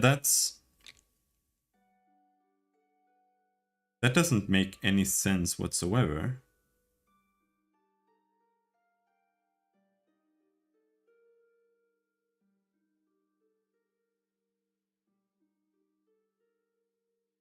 because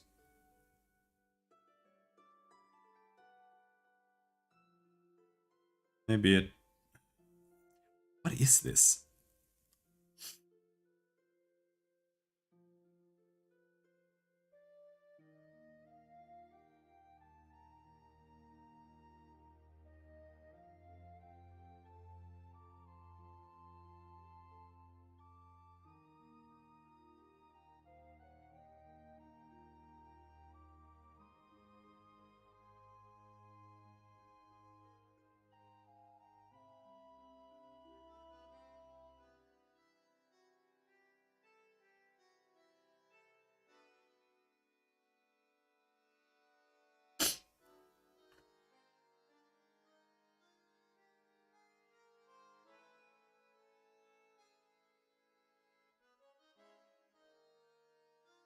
I am actually using this Z here, but I think I'd rather just set the room base right away earlier. So this should just be minus room base Z. This should be room base plus Z. And then we should just not have to set room base here. This is set room height. So if we go to room check,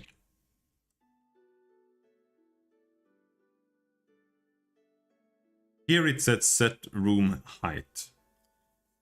What happens in room checker then? Pointing poly. This is LOTF.pointing poly.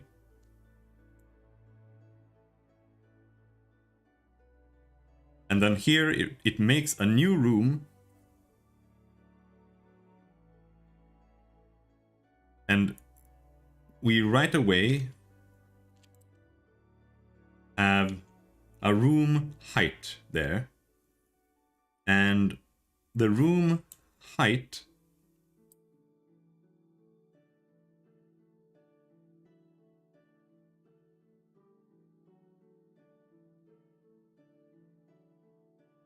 okay, that's bugged. Let's see here. Room height floor number equals room number. Let's change this to floor number. And then it says floor height, set that to room base Z.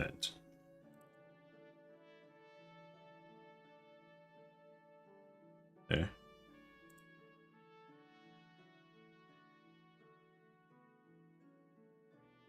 So then the room height is being set to 0, floor number 255, and room base Z is already set here. We already have the room base set. That does not need to be set or adjusted anywhere. So that should solve like that whole issue. Except here we add a new vertex. Add that.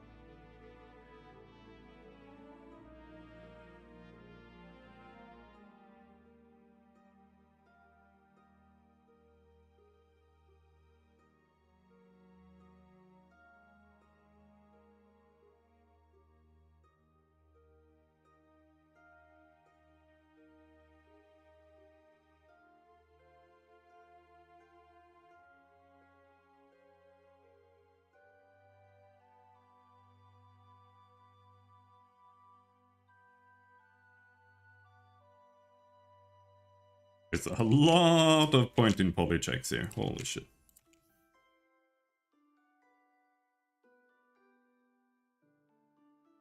Verts to cull.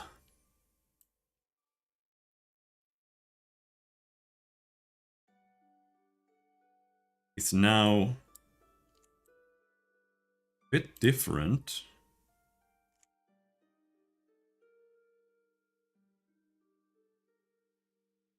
We're now...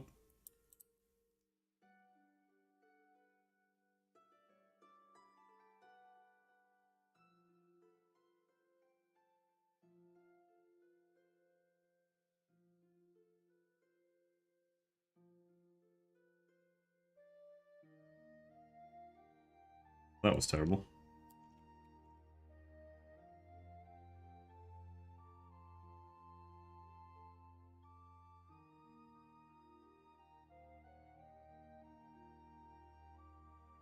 Wait, huh? What's it complaining about? Temp vec Z.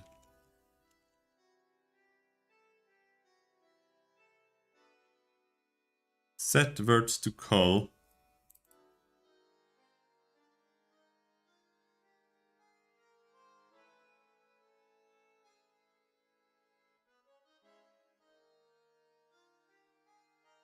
And it's taking the vertices, or it's trying to take the vertices.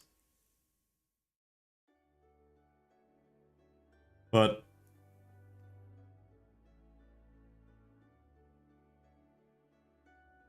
right.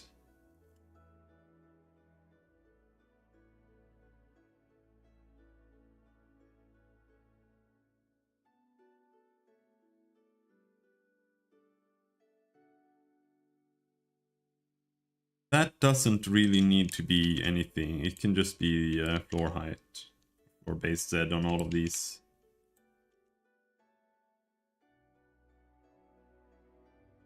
Like that.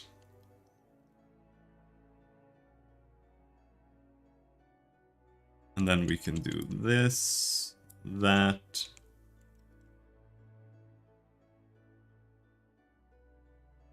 Now here, it's fine.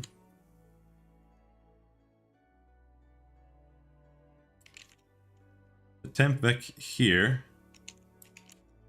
be that, and then this could still have just been temp vec.z.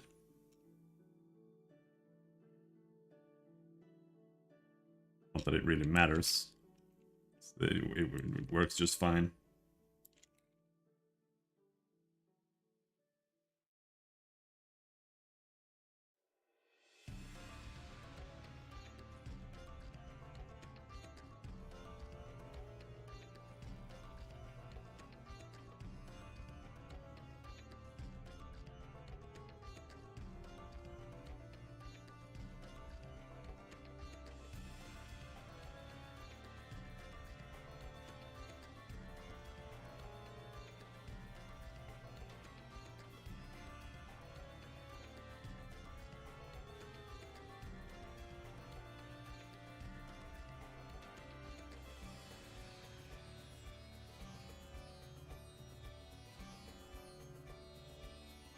Once again, let's see, verts to cull.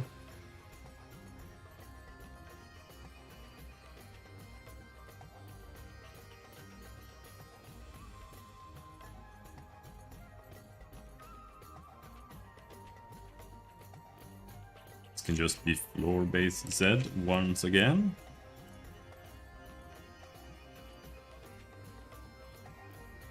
I hope this all works just fine.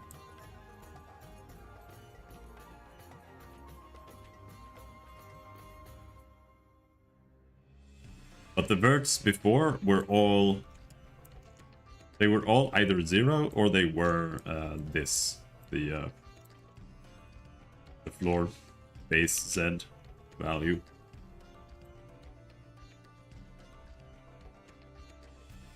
Controller dot point in poly. LOTF dot point in poly.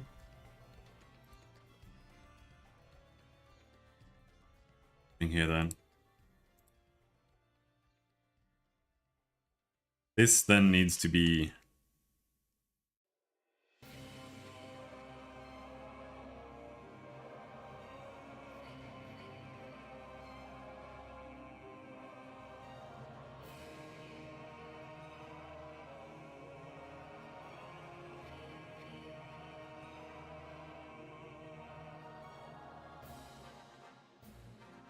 All right.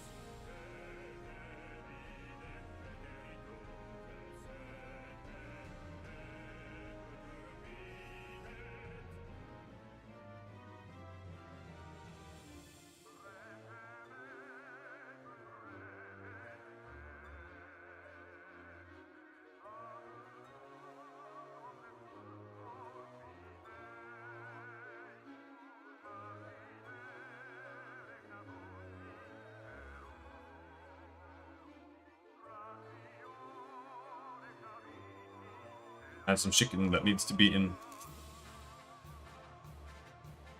a brine.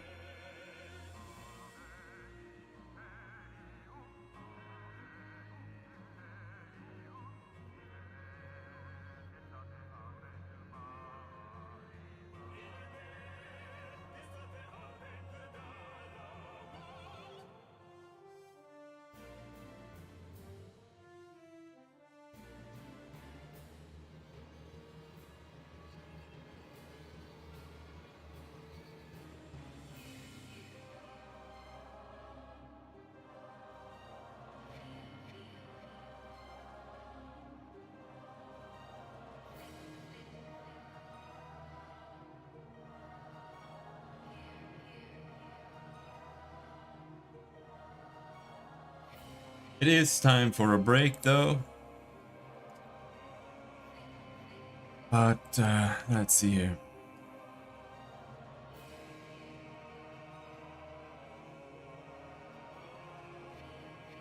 Tempered, not set.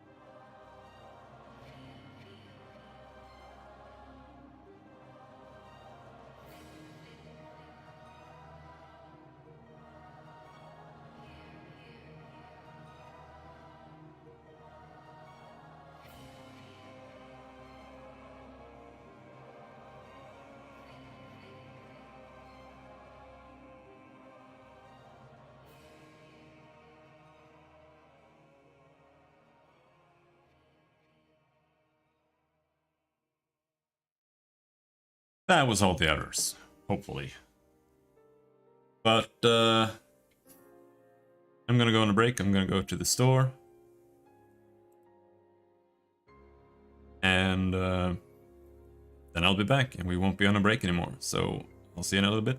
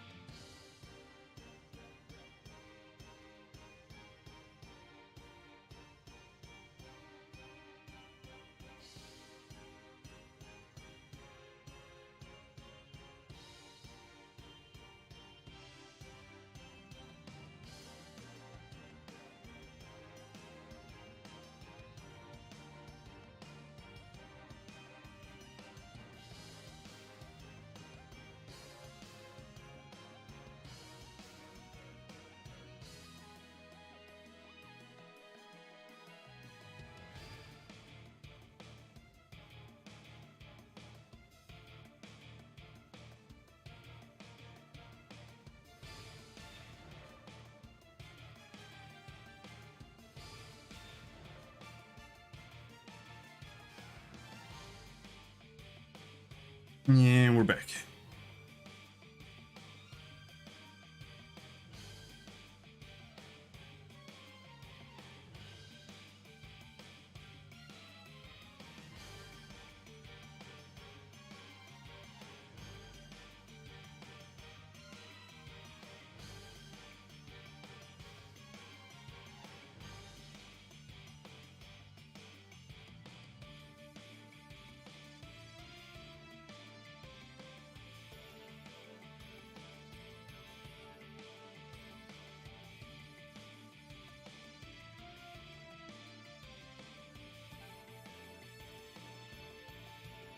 Does it run?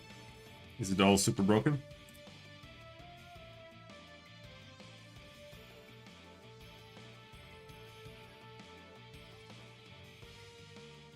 Yo?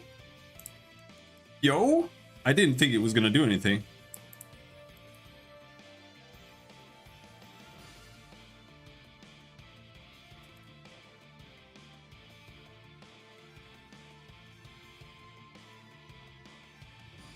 Let's fucking go, dude.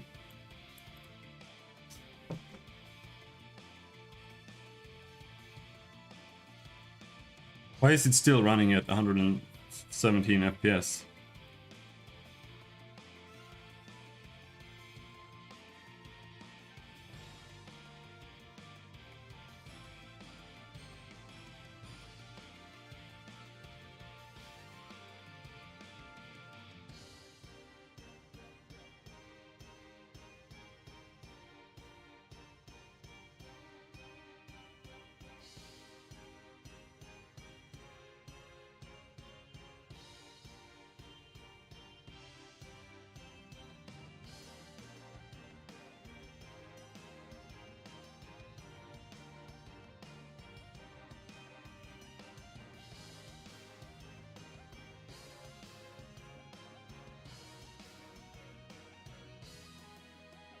GC collect 23 ms.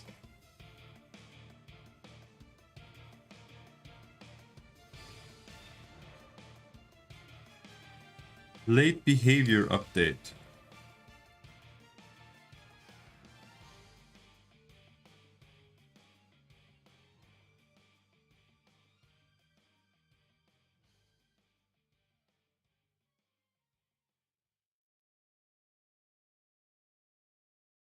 Somehow, test tile controller mesh is taking 40 milliseconds.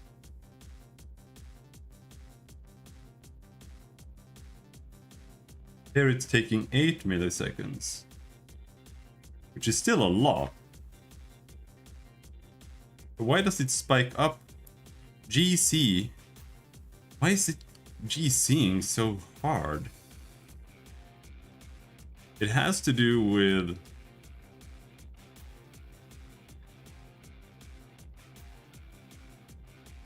set screen status texture still.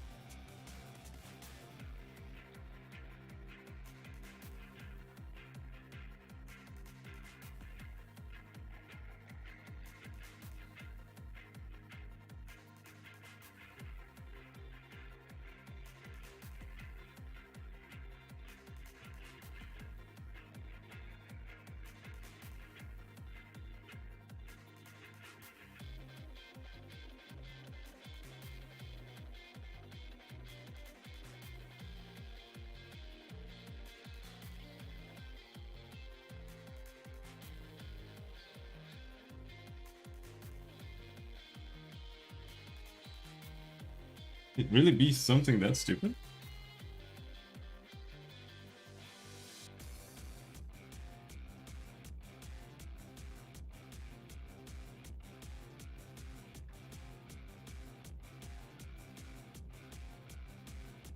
Not really.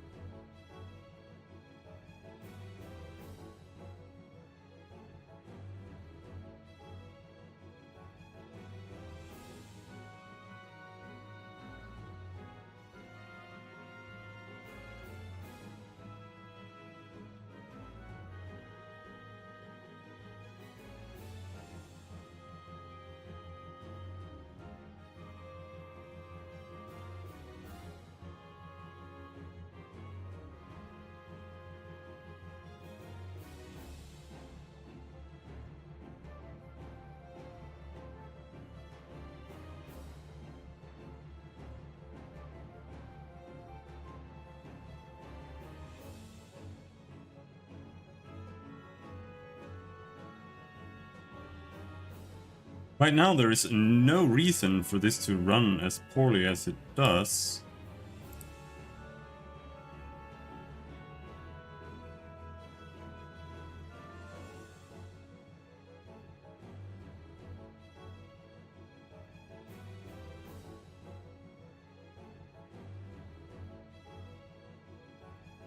It's still that.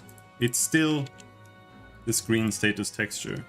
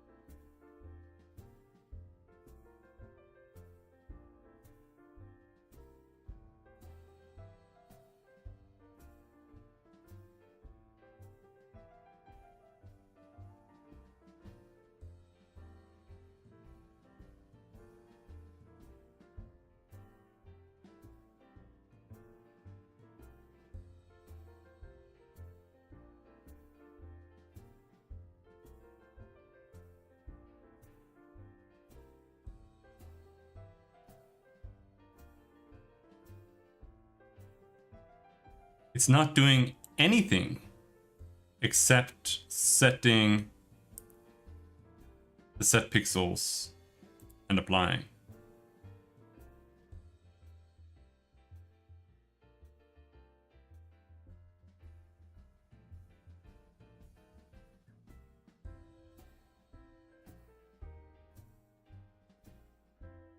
So it's not apply.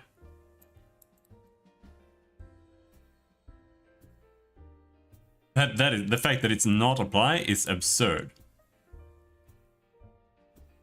It's not set pixels.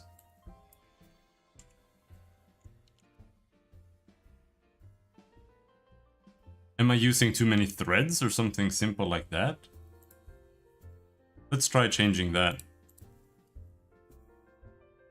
Red count is it's just set to 2 though. 4 speeds it up a little bit.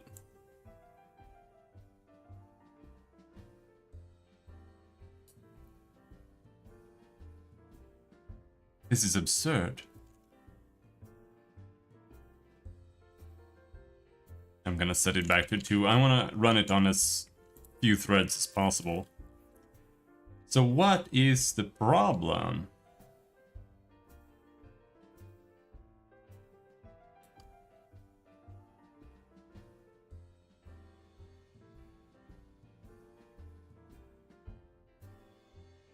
In here, what are we setting? We're setting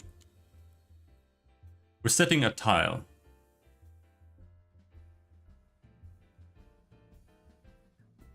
That might be it.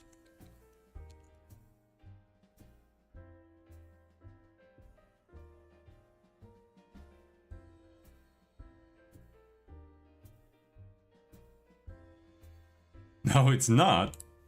What is going on?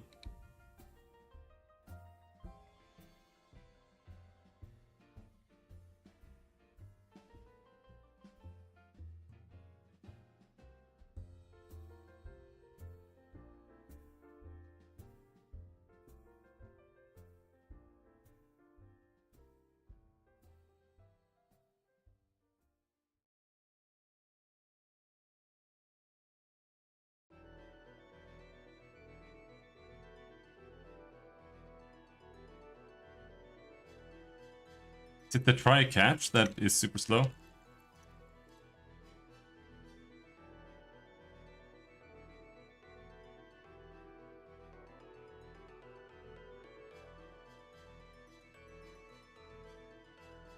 Seems like it might be.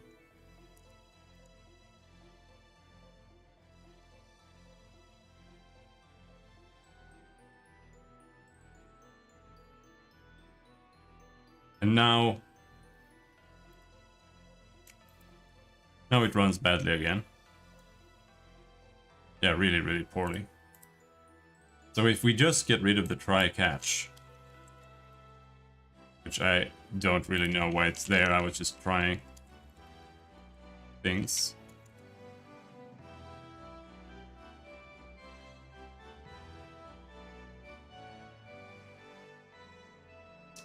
But it's not that either.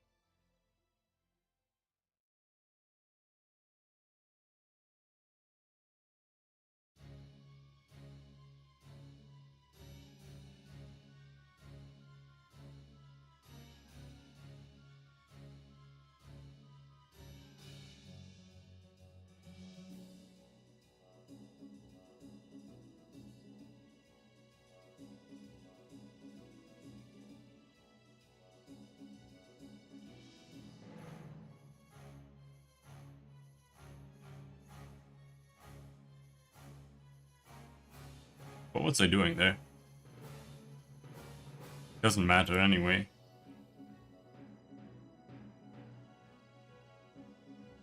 That was small.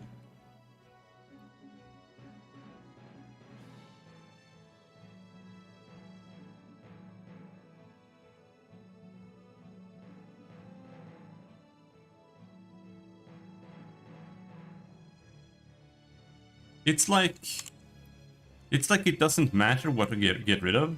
It's like once it reaches a certain threshold. See, now it's up to 400. But if I undo all of this and the try and the catch and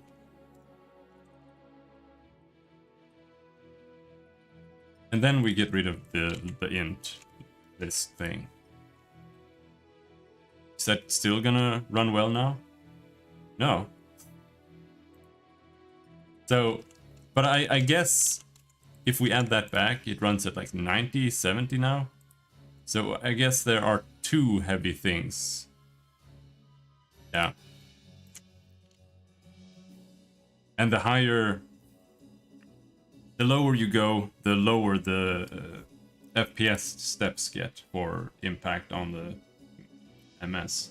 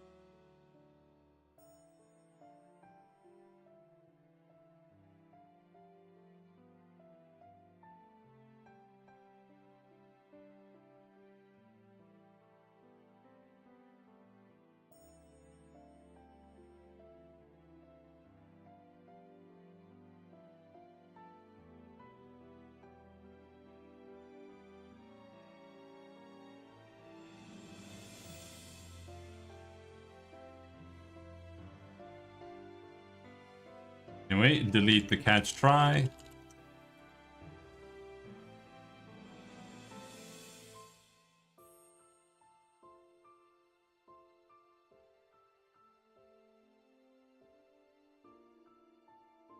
We don't need this temp tile thing, because the only place we set the tile and not having to GC the temp tile is a lot.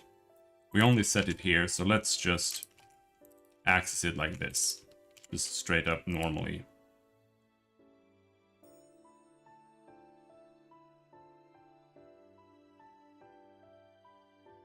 And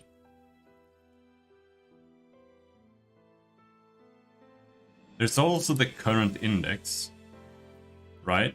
That also kind of sucks.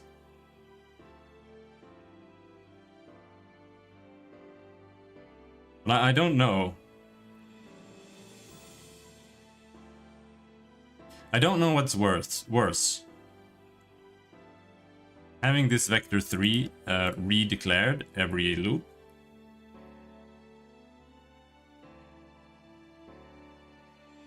or doing the 3 math equations every time we use something. You're back? What we lost? The West. Int array index.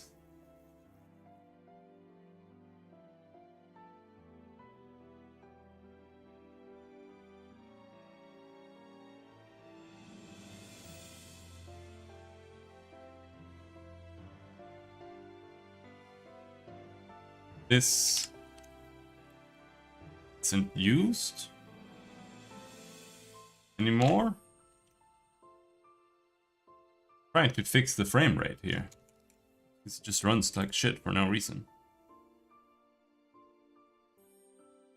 I'm literally not doing anything and it runs like crap. Now it runs at 400 FPS.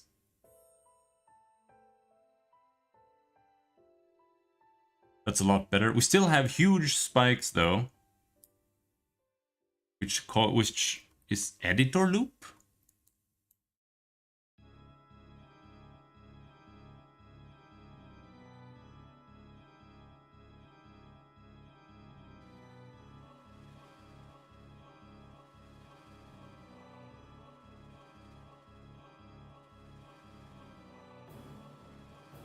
Editor loop 5 milliseconds.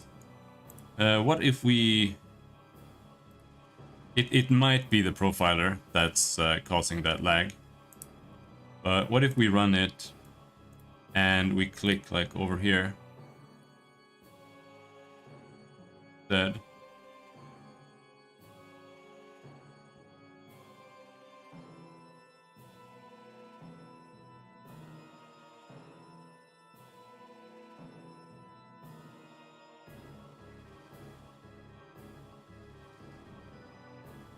The profiler really eats that much?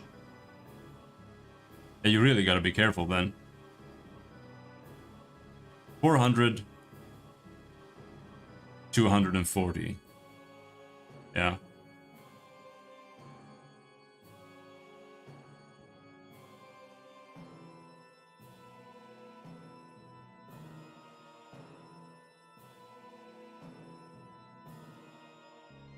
But the test tile controller mesh, it runs at 1.45 milliseconds now, which is really good. The spikes have nothing to do with that, which is good. Here though, nope, still editor. Yeah, that's fine. So what about if we just keep running it?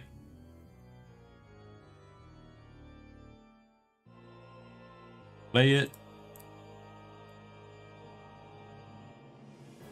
Place a character. Walk around. Still runs well. Can't go into the building. There are no doors.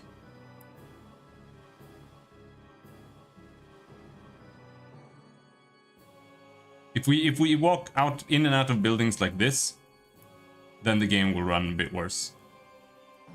But that's about it.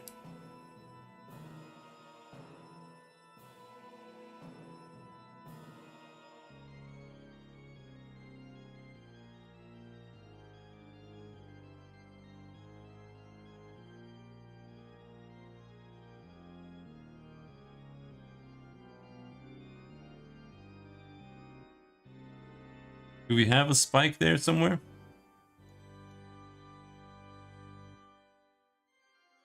Not really. There are too many frames. I can't find anything. Yeah, it'll be fine.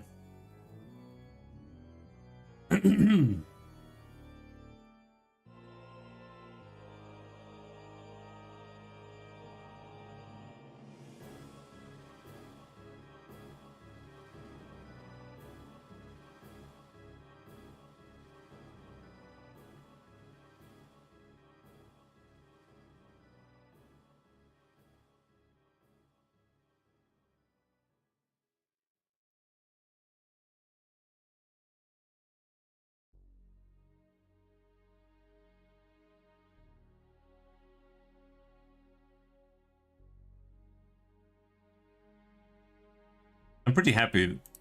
They've had creme fraiche at the store for like half off for like a month. I don't know why. It's like they've just super overproduced creme fraiche.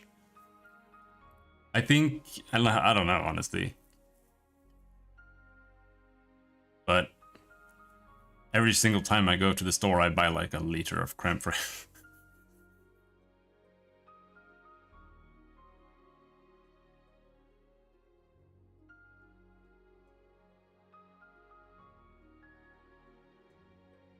Pretty nice. Creme fraiche is good.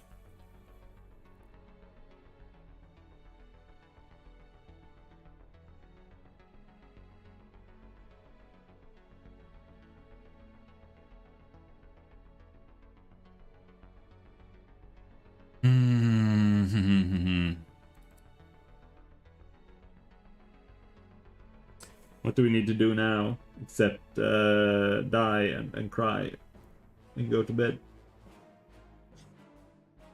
We need to figure out how to set the tiles properly. So what is happening here?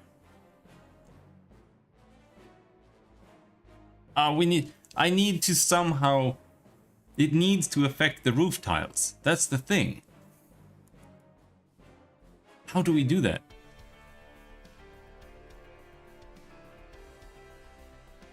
I have to. Again, we have to make a function that can make a wall or a roof, and that's really all there is to it.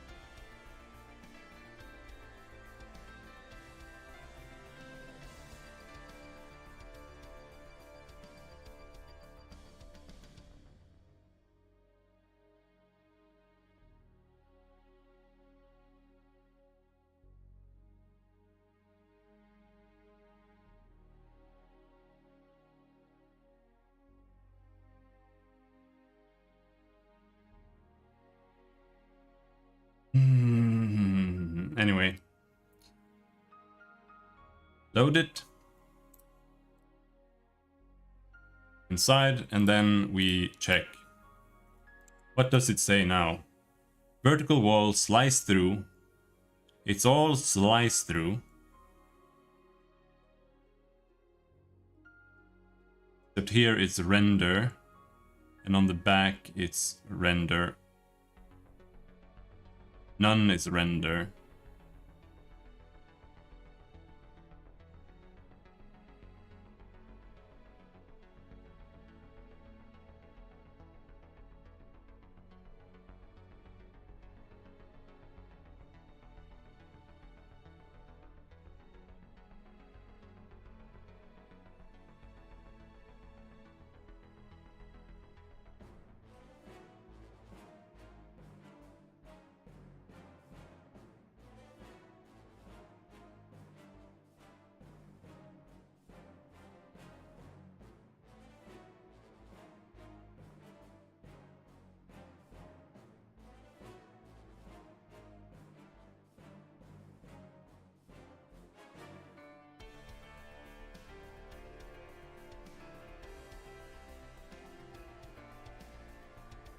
Another alternative, which I don't really want to do, is to make roofs be objects.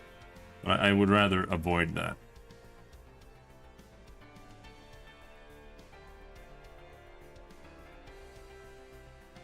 Because that also means a lot more programming.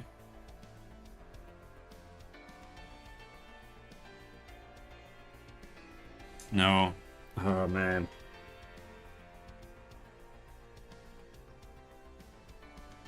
Just make another button.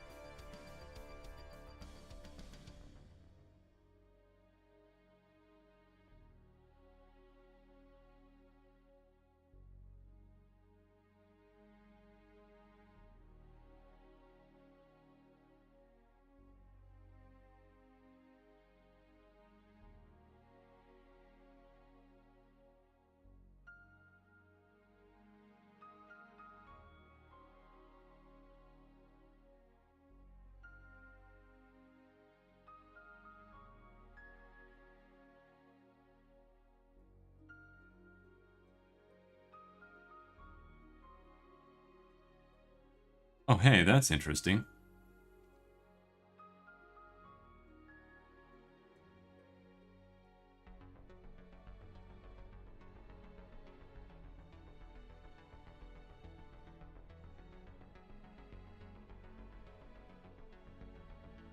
Hmm.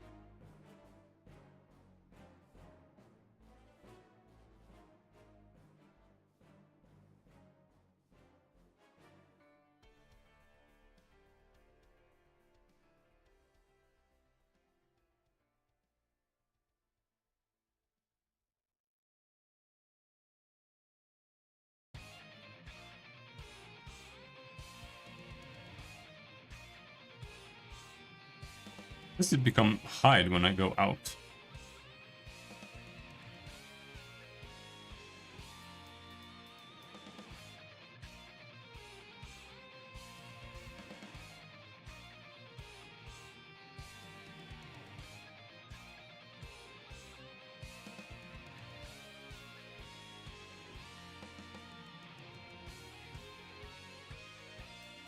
Oh, and it doesn't properly work when I walk outside and there is an object still inside. Um,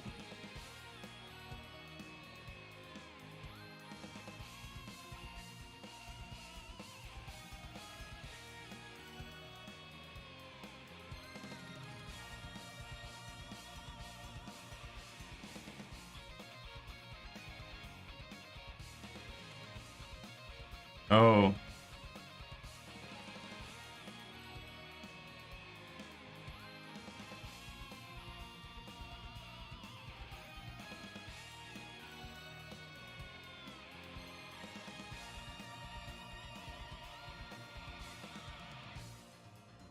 he went outside of the map.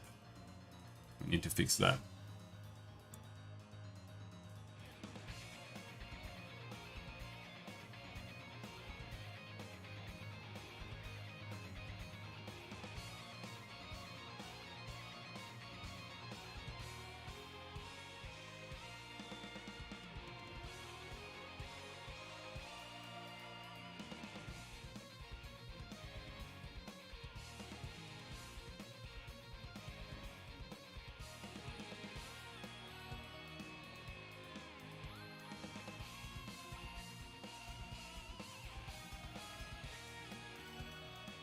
Ah.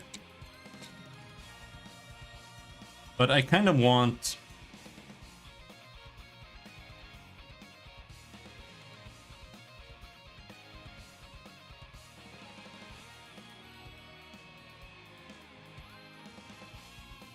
public bool check if vector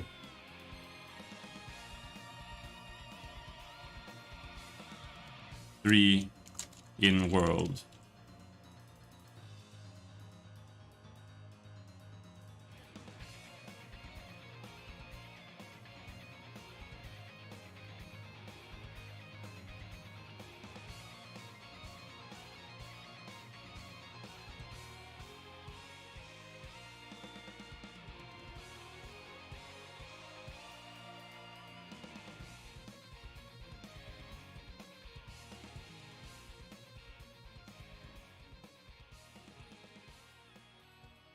And then we do if input.x is greater than test tile controller mesh dot control dot tile matrix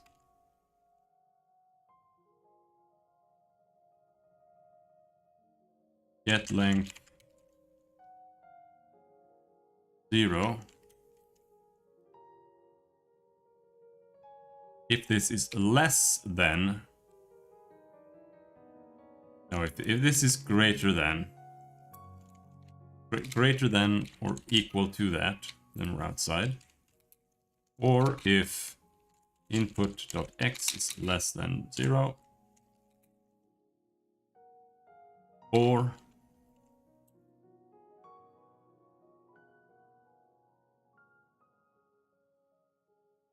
y1, y, z, z. Return false, else return true.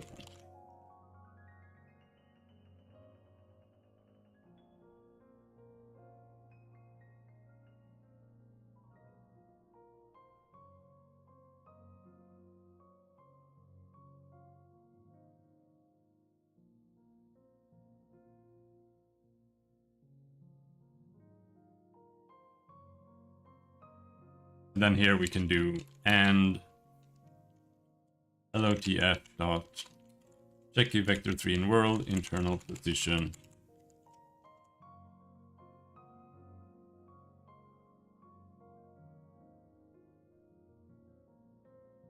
There.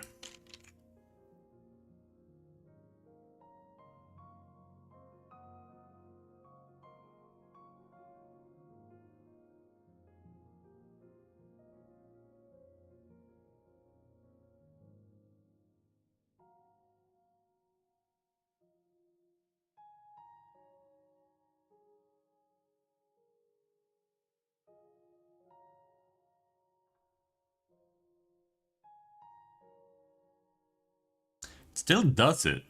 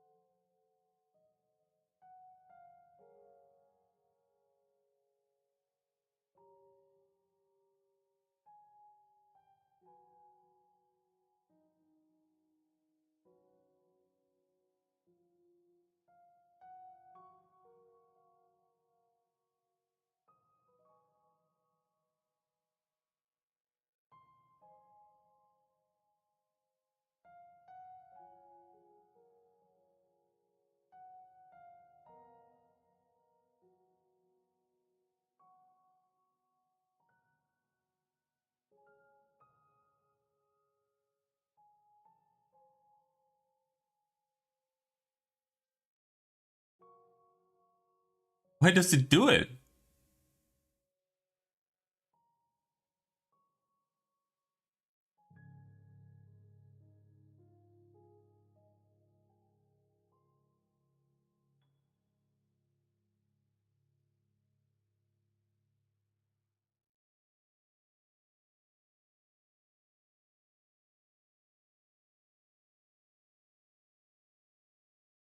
Am I stupid? Hello, Ulti. Oh yeah, we are bug fixing hardcore.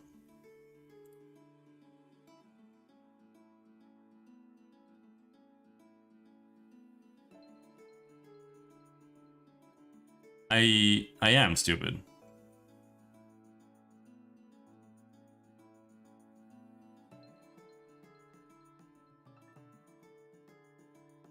Make another one here, and this.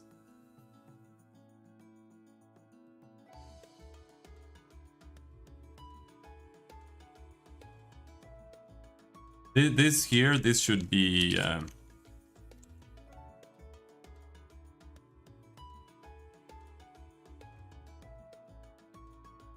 it be -1?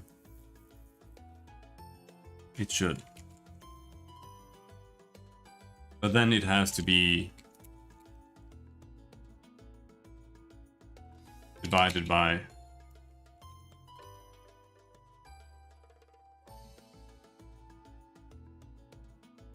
file size dot x.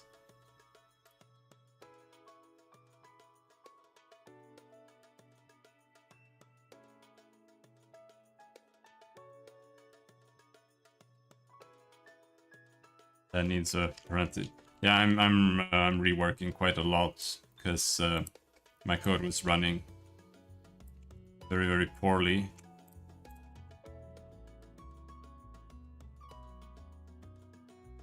So I'm reworking the whole thing more or less, and it is not easy.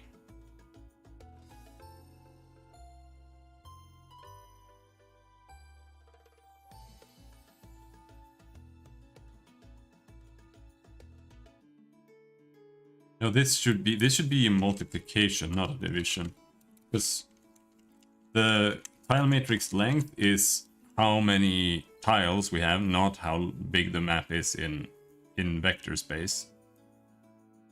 So we have to multiply that up, but I don't really think we're going to use that. We're going to make another one called check if tile in world vector3 int input instead, and then we just get rid of this.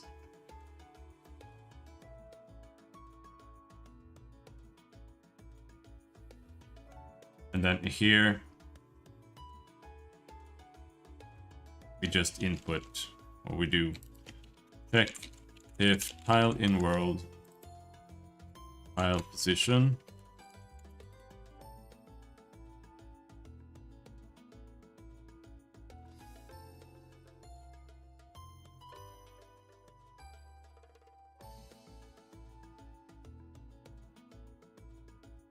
well, looks good, but we can't place them outside, or otherwise it breaks.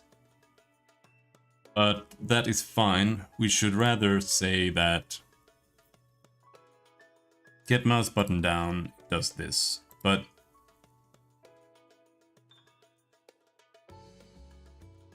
when this triggers the object placement tool, that should only happen if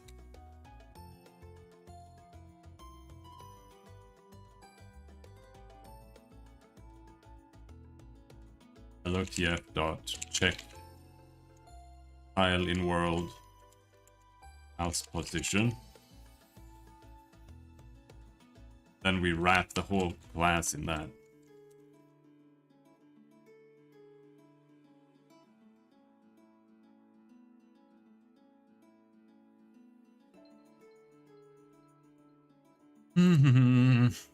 I don't want to start doing the big things that we have to do now, right before I have to go and eat food.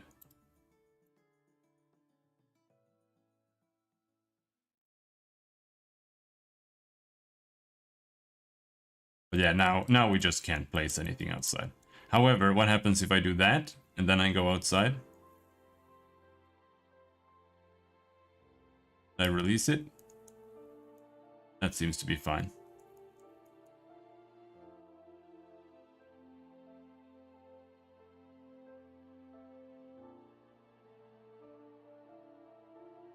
Before we start messing with this to try to get this to render the way it should,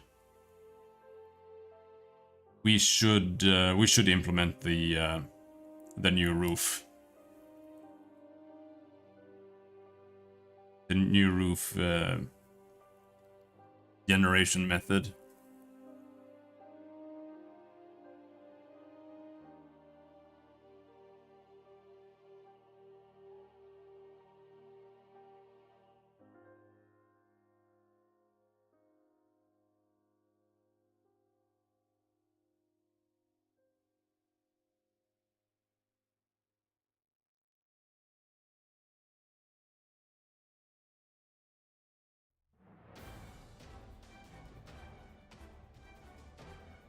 But I don't really know how I want to handle the roof, because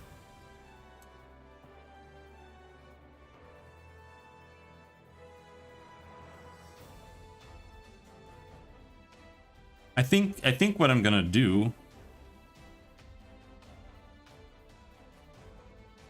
there are no layers.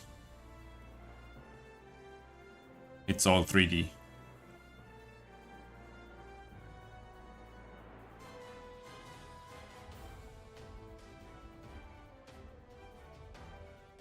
look at a 3D tile system.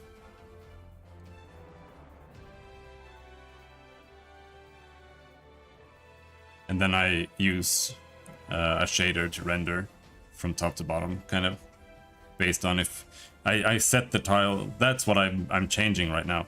Before I was I was only operating from having one character, and so I was determining the visibility of all the tiles on the screen based on where the character is standing.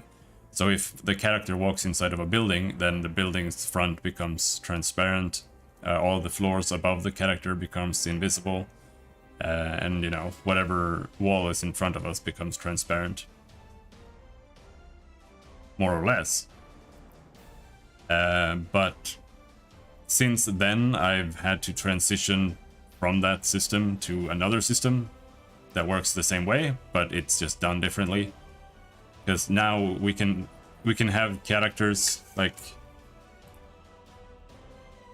I can have one character here that's standing there, and I can have another character that's standing behind, and then that character should also make the back wall fade away. And you can have a character standing in this room, character standing in another room inside the same building, a character standing in another building, etc. And so I had to rewrite a lot, because the way I was trying to implement it was my original render loop ran every frame. And it ran fine because it's just a pixel art game, and I was just running through the tiles that only the tiles I had on screen. So it was still a lot of tiles to run through, but it was a manageable amount. But the second I had to implement more characters, we had to loop through every single time I found a tile, and I had to determine if a character was behind or in front of that. I had to loop through every single object and check is something behind or in front, etc, etc, and it was just a nightmare. It just did not work. So instead I've moved it from the update to the character. So when a character that has vision, like grants vision, walks into a building, it triggers the building and, you know, just makes it visible based on some variables. Because I have a bunch of different tile types. I have a front wall, back wall. Oh no, we have a horizontal wall, vertical wall, floor, outside ground is ground. We got roof and floor. I don't know if I said that, and a door. So it just depends on what tile it is. Then it just has to set that to a certain render state. And it works fine now from a performance point of view, but I haven't gotten it to work and set the tiles right when you walk inside. I just got it to even trigger right now. But the problem is I've also written rather extensive code to turn a bunch of tiles into a building, a room, a floor, etc., and all assign them to the same building.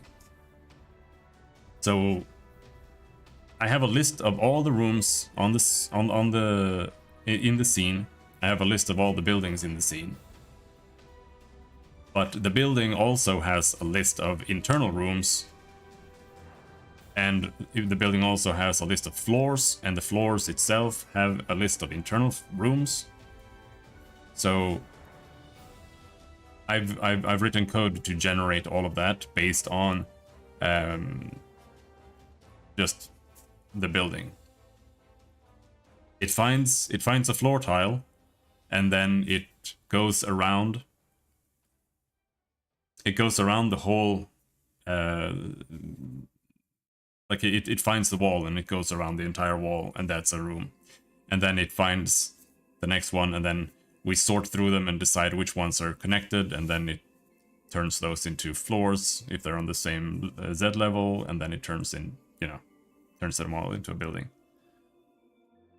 We also plan on making some of these places locked until a later time. Yeah, no, it doesn't matter how big the building is. And what do you mean with locked? Like, just a locked door?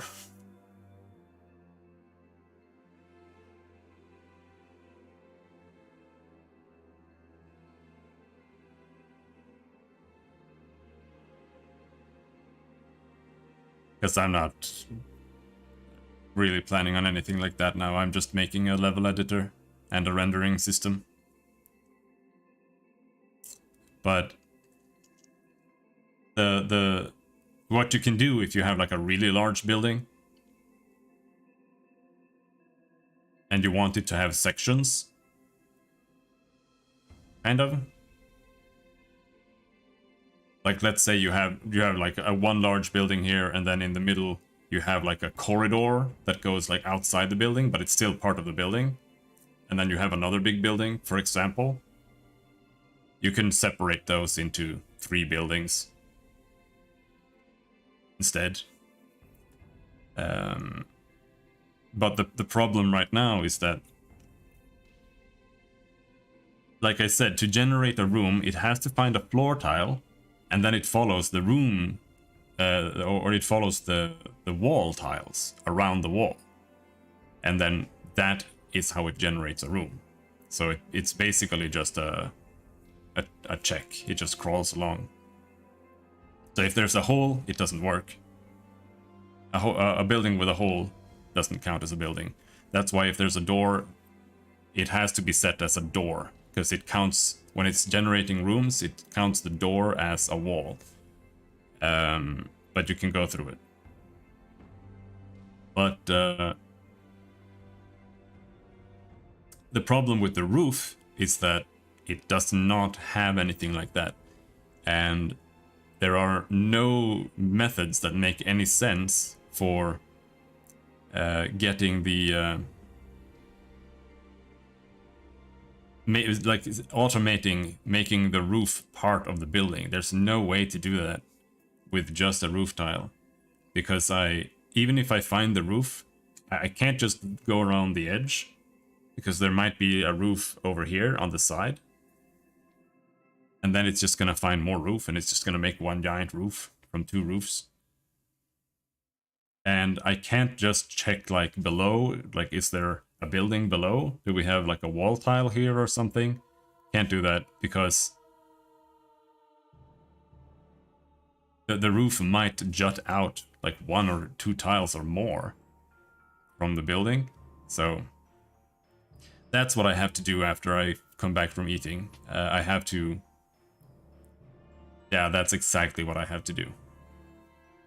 I have to make a roof wall, so to speak. A roof edge tile type.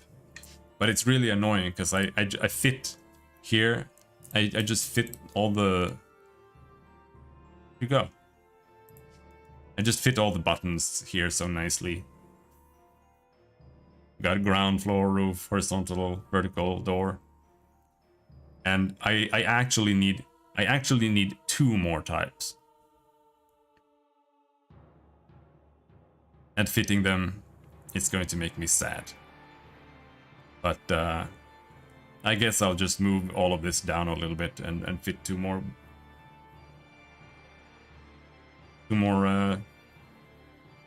buttons in there. Something like that. That's honestly what was tearing at me the most. That I had buttons already and it didn't fit. Because what I also need is, here I have a door, but we also need like a gate. And the gate is going to be, it's going to work just like the door, that it works like a wall, but it's for the building. So if a door is a gate, then the next building part next to that won't be attached to this as a building automatically.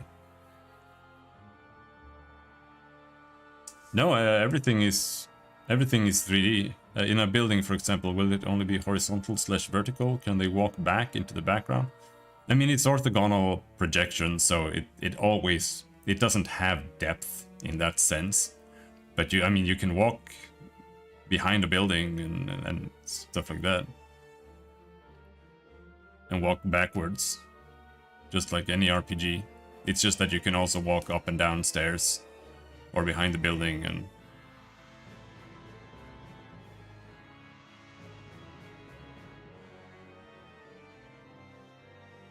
You can't really... You can't do... You can't do depth. Not really. Not especially not in pixel art. You have to make some kind of... something else. Or just settle for like literally Minecraft. You know?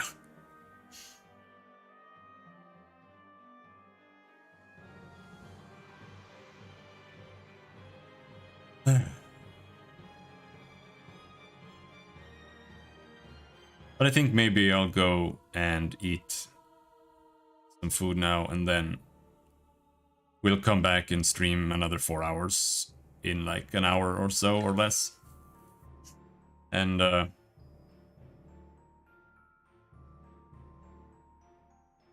can't see that's the thing. Then you also have to scale the tiles, otherwise they just like disappear into nothing and it just looks weird. Plus scaling pixel art, that's why you can't have perspective. Because if you scale pixel art, it turns into shit. Like, it looks horrible. You just can't do it. You kind of can, but you have to use a really, really tricky...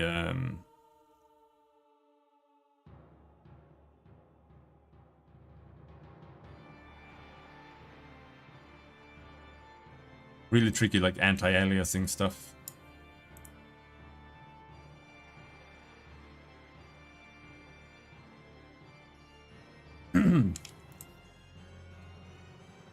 Here, now you're scaling her down.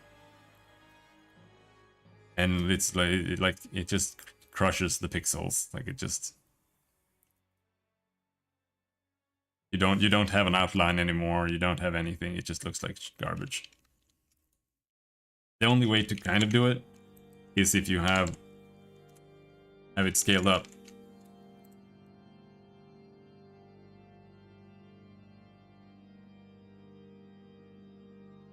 And you can kind of do it to some degree, but it still distorts the pixels, as you can see.